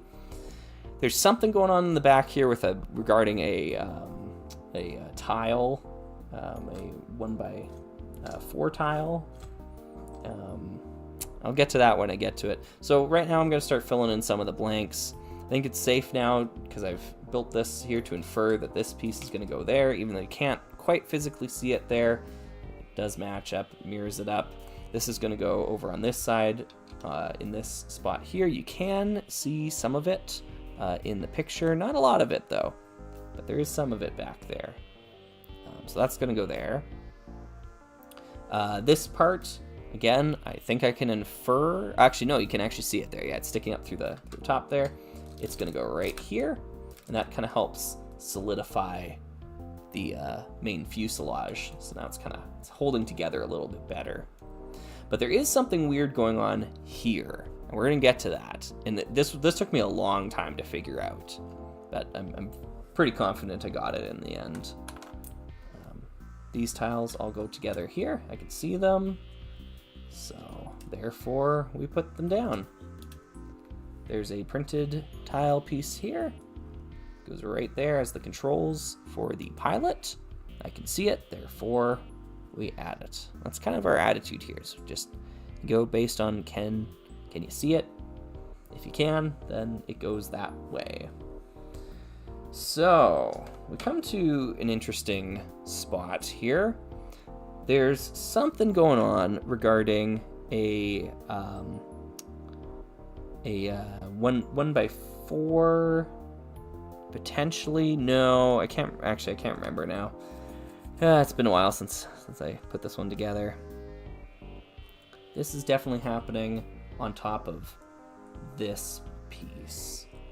And that's actually another good thing I could talk about here. Even if I don't know where this element goes in the build quite just yet, I can see these parts hanging out right over there. And because I can see them, I know they're going to be used. So I can just put that together and set it to the side. I know that these are going to be used, so I'm just setting them to the side. I can see them in the image, right? This 1x4 tile is definitely going to be used.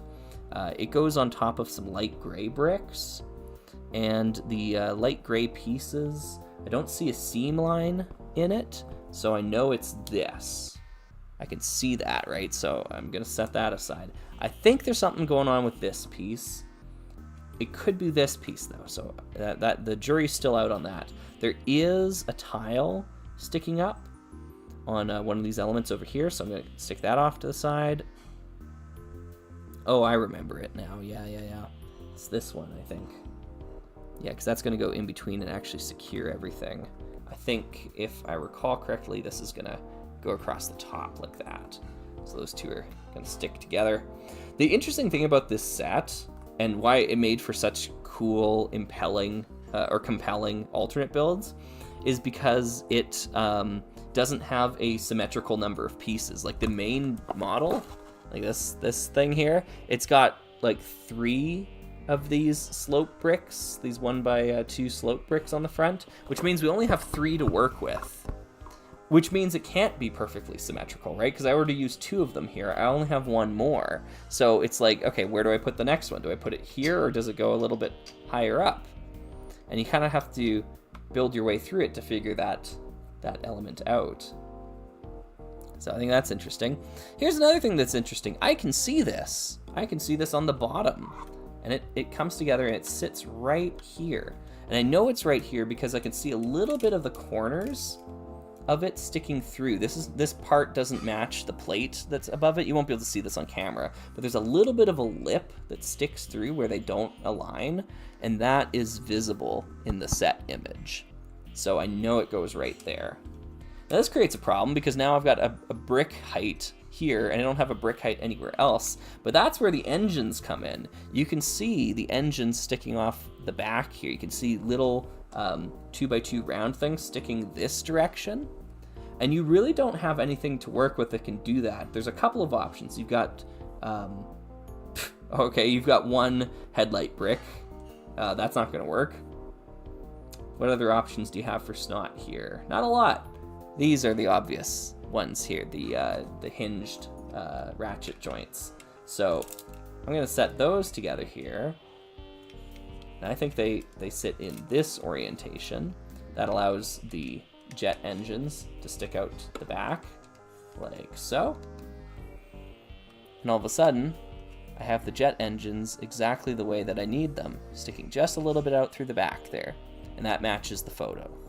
So I'm trying to build what I can see. Now, in order to do that in this case, I had to infer something. I can't see these bricks down there, but what else am I going to use? There's really not much else here that could work. There's 1 headlight brick, there's 1 more of these, but I need 2 engines. So, yeah. That's kind of the idea. Lee and Batman was saying, Robert April, Christopher Pike, or James Kirk? Well, it's got to be James Kirk, right? It's just got to be. But Pike has had some good comebacks in recent years. Like, I really like the James Hunter Pike from the original series. I think he does a really great job in The Cage. And he would have made for a really compelling central character. However, he's definitely had some upgrades since then as well, too. I think there's lots of good renditions of Pike. The version in the J.J. Abrams films is really great, and I really like the Pike in Strange New Worlds. Yeah. Robert April hasn't really had that many appearances, though. I can't remember if he's in Strange New Worlds at all. He's in the animated series, weirdly enough. I think that might be his only appearance. I don't know for certain, though. Someone will have to correct me on that. But, yeah.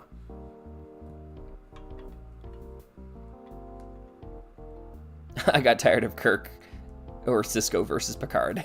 Yeah. Yeah, yeah.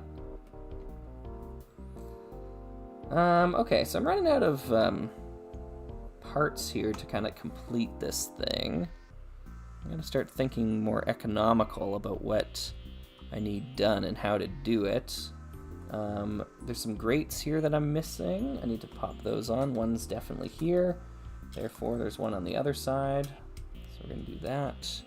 You can see the one on the other side, so it's going to go here. So got those complete. Hey, Ask Jeeves. Yeah, my favorite one is the one in the beep chair. Yeah. Yeah, that's definitely an example of, like, Star Trek in the 60s not really quite accurately predicting the future, you know? Yeah, he's confined to a chair, and all he can do is beep once for yes and 2 for no.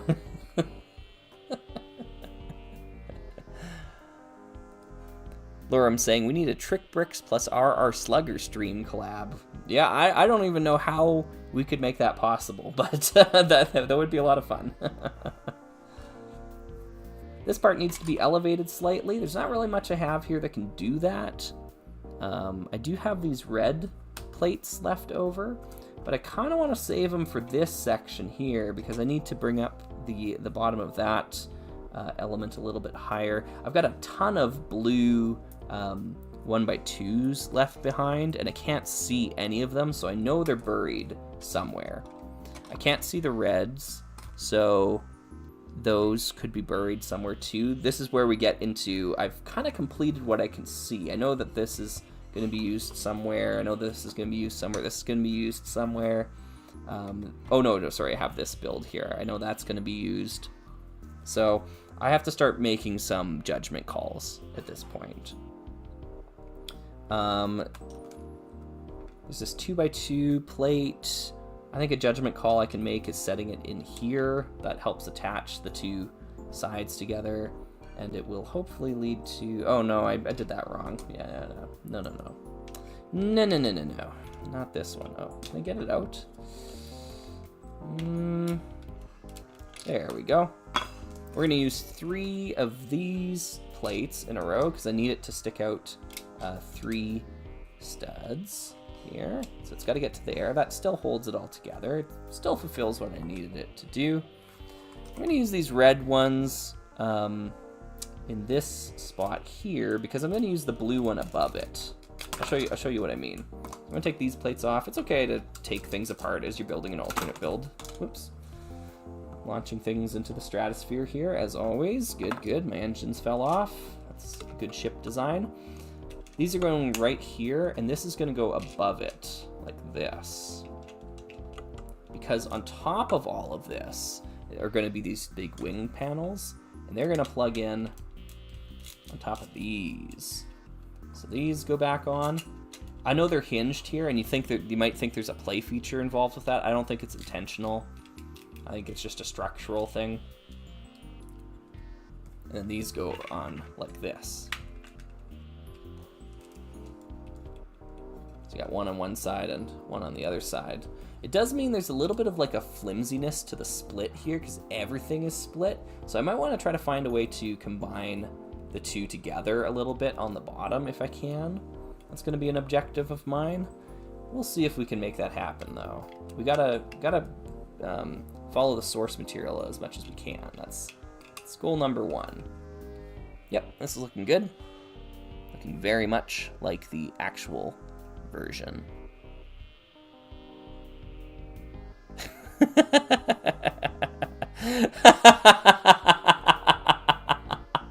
I just looked at chat. All right, good, gotcha. Yes. Rest in peace. Let us all remember Trick Bricks, wherever he is now, you know.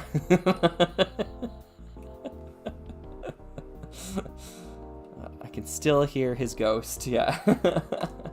Now that I have all this assembled here, this plate makes a lot, this brick makes a lot more sense. So that looks good. That matches the source material. I'm not seeing the seam line. That all tracks. The other thing here is that this kind of makes sense. No, it doesn't quite go high enough. So I think what it actually is, it's this. weirdly enough. There's a really strange thing that's coming up here. Oh my, what have I done? What have I done?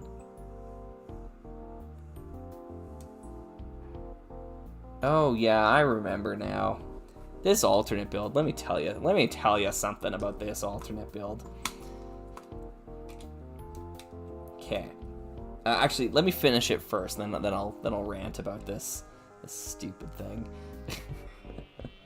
All right, so there's a really weird thing that happens here, and it definitely happens. Like, there's no other thing. You can see it clear as day here. It's sitting right behind the pilot's head. It's a red jumper piece attached with only one stud on this 1x4 plate. And it rests over top of the 1x4 tile next to it. So it's only attached with one stud. It is correct. Like, there's no other thing it can be. There aren't any other parts that can make this work. It's absolutely this. And it just sits there. It's just supposed to be a headrest for the pilot, is what I interpret it to be. But yeah, that is 100% there. Now, the other thing that is really super annoying about this alternate build is that when you view it, just at a quick glance from the photo and the angle, let me see if we can get the angle right. Yeah, the angle's about like this. It makes it look like this red jumper plate, that one I was just complaining about, and the one that's attached to the gun behind it here, it makes it look like they're continuous, like they're right next to each other. When you look at the photo, it's like they're one continuous thing. But in reality, look where they're positioned. Here's the red one attached to the gun, and here's the red one as the headrest. They're a full stud, like apart, both this way and this way. They're not on the same vertical or horizontal axis. But when you turn the build like this, now it looks like they are. And of course, this is the angle the photo's taken from, right? So you got this and you got this. And I was so frustrated when I learned that. I was like, ah, oh, really? Are you kidding me? Because I was tearing my hair out trying to understand what was going on. Yeah, super frustrating, but it is what it is. Yeah. Yeah. What else can we do here? We can make a few more inferences, I think. But like this is a tempting thing to do, to pop this piece here because it's also there, but it's wrong. And the reason why it's wrong is because I need this brick to go across the top. That makes that staggered dark gray studded surface match what's in the picture here, and then I pop this 1x1 tile onto the back here. I'm missing some bricks underneath, and I'll show you what I did to fix that. But yeah, like that makes that match that, and that matches the photo. It's really strange, but that's like, it's correct, right? Now, here's another weird thing about this section. Remember earlier I talked about I have one 1x2 slope left over? This has to go somewhere. Well, I mean, it doesn't have to, but I think it goes somewhere. And you got some options here. Now, if I look at it from above, the first slope I used is now opposite the inverted slope where the blaster's sticking out. So it can't go there, but it can go here, where opposite that one. And so I'm going to stick it in there. Even though you can't see it in the image, that makes sense to me. It now reflects the image like it's a mirror. Makes sense to deduce that's going to go there. I forgot this tile earlier, this graded tile. You can see it barely in the image, but it is poking through. See, so it's there for sure. So now I'm faced with, I need to put this 1x3 brick on. It's going to go over top like this, like I talked about, but the opposite connection on this side down here, you see that little white stud? Like you have one white stud there. It's a plate higher. So what I need is something that's two plates high to stick in there. You don't have a lot of options here. You could use these two plates, stack them on top of each other, stick it in there. That would probably work. Here's what I did though. Headlight bricks. I've got one headlight brick. It's not used anywhere else in the build. And if you know this, you can turn headlight bricks on their side, and they're actually 2 plates tall. So what I did is I turned it on its side, and I stuck it in there, attaching on the back of it. I need to get in there now somehow. I think we'll move that out of the way. Attaching on the back of it like so. And then I place the brick over top like this. That locks it in. It's a perfect fit. Yeah. Thanks for tuning in. See you later. Yeah, cheers. Now it won't keep turning left. You balanced it out? Yeah. Anyways, I thought that was a pretty clever solution to the conundrum. A little puzzle there. But yeah, and it's really, really firm. It's all connected. It's sound construction. That's good. So I'm at the point now where I've completed all the stuff I can see. And now I've got these leftover pieces.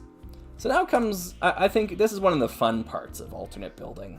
It's when you get to the end and you're like, okay, what can I do to shore this up, to make this like a little bit stronger? So the first thing that when I was faced with this originally that came to mind is these jumper plates on the back here on these wingtips. You can see them, but they're just held on with one stud. There's really nothing holding them there. So what I said was like, well, you know what would make this work a lot better? If there was some like reinforcement on the underside, right below them. And I just so happened to have 2 blue plates left over. Now you can't see these in the photo because they're obscured on both angles. So they could be there or they could not be there. I think it makes sense to put them there though, to secure that wing tip. Makes the wing much more sturdy. So I put those there. Other thing here too, I've got one of these left over, this inverted 2x2 white slope. There's a spot where I think this makes a lot of sense. It's this conjoining part between all these sections right here, like right there. That adds a lot of strength to the underside. It's a really, really important part to the structural integrity of the model, and it makes sense to me. From the angle this is taken, you can't see that brick. So I think it exists. I think it goes there.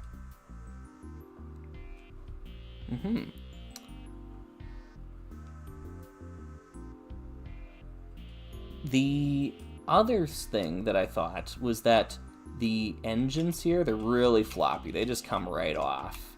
So what I inferred is that, well, okay, I got all these extra plates left over and I've got a bunch of long bricks left over. Let's see if I can make something of this. So if I extend this out and I use a 1x4 on each side, and then I use a 1x2 beyond that. Now I can use these ones, stick them on the bottom to shore up. Whoops. That's why I'm doing this.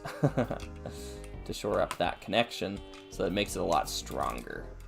And now those engines won't just pop off anytime I bump them here. Yeah, they're really secure. Now this is maybe a little questionable. If you look from this angle, you can kind of, maybe you can see a little bit of that. But maybe not, you know? It's like one of those, it's like, it's kind of on the fence. I don't know. Maybe you would be able to see that, but I'm not so sure you can. Yeah, and at that point, I've basically secured everything I need to. Like, everything here is now really sturdy, and it makes for a really compelling alternate build. Really cool fighter.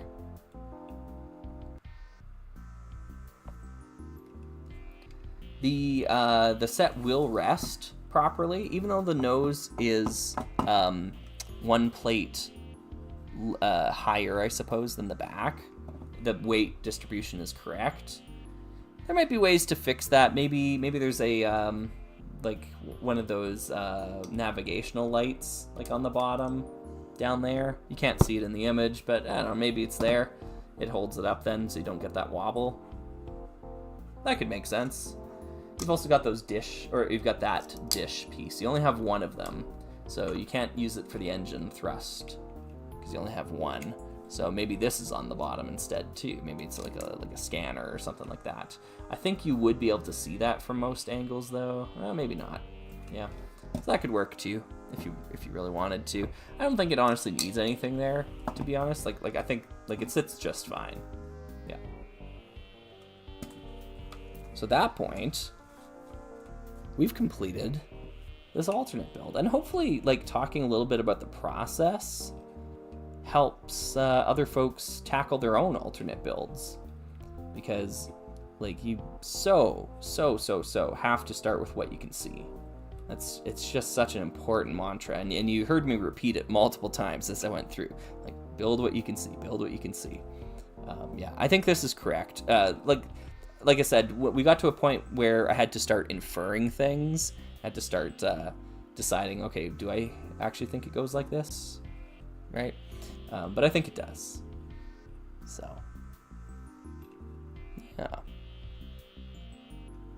If you use the trans stud on the engine, you could pretend one of them is on low power or something. Yeah, that's right. Yeah, you put the dish for one of them and the other one doesn't have it. Yeah. Kind of weird, kind of wonky. They're different colors. Like, this is trans neon orange, this one's trans red.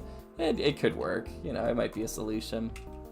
Yeah. Or a pilot's supposed to be holding the space binoculars too. That's in the image. But yeah, it's kind of strange to me that they didn't think to put anything on the top here. But notice with all those inferences I made, there isn't really that much left over, and that sometimes can be a helpful tool as well too. For inferring things like these blue 1x2 plates here, because they don't exist on the top here to hold these two parts together, it means that they're probably used somewhere else. Like, and I think that's a safe inference to make. So that's another reason to help sell this sort of idea. It's like they're probably used somewhere. If they're not going to be used to hold these two things together here, and they probably exist somewhere else. Yeah, this is a great alternate build. I like this ship quite a bit. I like the asymmetry of it. It's got a gun on one side but not on the other, and obviously it has these wing mounted guns. But the other thing too is it's got printing on one side, and the printing reflects the side that has the gun. The other side doesn't have the printing. So I think that's a neat little quirk to the set. Yeah. Very cool. This is where you get the idea design logic comes into play, for sure. You get the idea behind this ship. Right? Yes, it doesn't have a cockpit piece, and yes, it doesn't have like everything, all the bells and whistles, but yeah, just imagine. Exactly, Blobby. That's correct. Yeah, just imagine. I like the coloration on this. It actually reminds me a lot of the new Jedi Bob's starship. I can't remember what it's called, but yeah, the white plus red and some grays. Like, yeah, it really reminds me of that, especially with the Delta Wing design. So, yeah. Thanks, Jamie. Yeah. Trickbricks was saying, fascinating stuff. I've always wondered about your alternate build process. Yeah. And I mean, like, it's definitely something that has developed over time, because if you go back to those original Rock Raiders videos, and like if you were to really scrutinize my alternate build designs in those videos, yeah, lots of them are wrong, and like obviously wrong too. I've certainly improved a lot since then, but it might be an interesting video topic if folks are interested in a like bad advice for alternate builds video or something like that. Yeah, I could see that being an interesting one to create. Anyways, those are our leftover pieces, not a ton of them. Yeah, that's what we're working with here. So let me pop those extra pieces away. I'll just use one of the extra bags I've got here. I try to keep parts bagged when I can. Just, I don't know, so they're not loose rattling around in the box. They don't get like cardboard fibers on them then. So keep them in a bag, and that's usually what we got.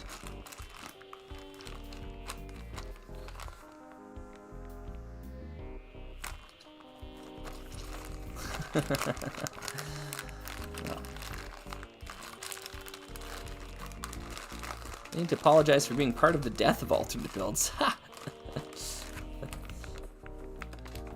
Well, you are forgiven. It was a... His loss was a necessary one. Anywho, let's pop that back into there. I'm gonna go get some food, I think. Getting kind of hungry. Thank you for hanging out with me here, folks, on a Sunday. We had a nice little Sunday live stream. Did some Lego Star Wars stuff. Kind of a rarity. I've got a bigger stream idea coming up. I've had the idea for a long time, but I'll actually do a trailer for it, so you get the gist of what it's going to be about at a later date. I might try to schedule that for some time upcoming soon.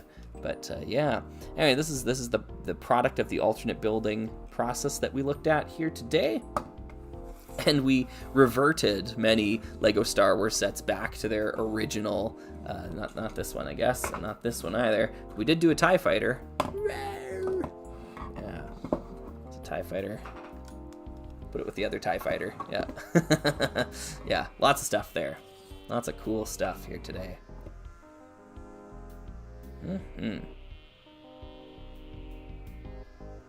Yeah, I totally agree with you there, Jamie. Yeah, inclusion of alternate builds was sometimes just to encourage kids to build and rebuild, and yeah, and I think not having them now has had a negative effect. And I'd be very curious,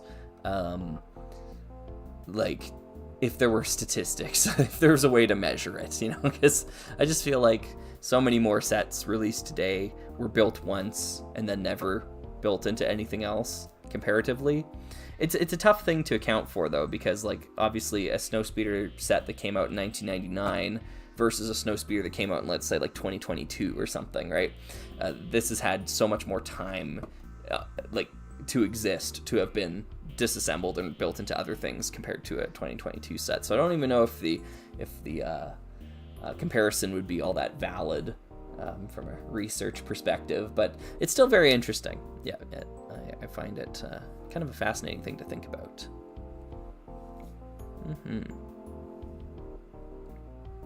Anyways, I think I need to put this screen up on the screen. There we go. Thanks for watching, everyone. Thanks for tuning in. Hopefully you had a good little Sunday here. Yeah, I certainly did. It's nice to get back into just having a casual live stream like this. But like I said, the next one I do will be a little bit more involved, let's say. And I think you'll have fun watching the next one as well, too. Oops, that TIE Fighter wing was not quite assembled. There we go. Awesome. Thank you very much, everyone, for tuning in here. I will see you again in the future for another video or something like that. Thanks. Take care, everyone.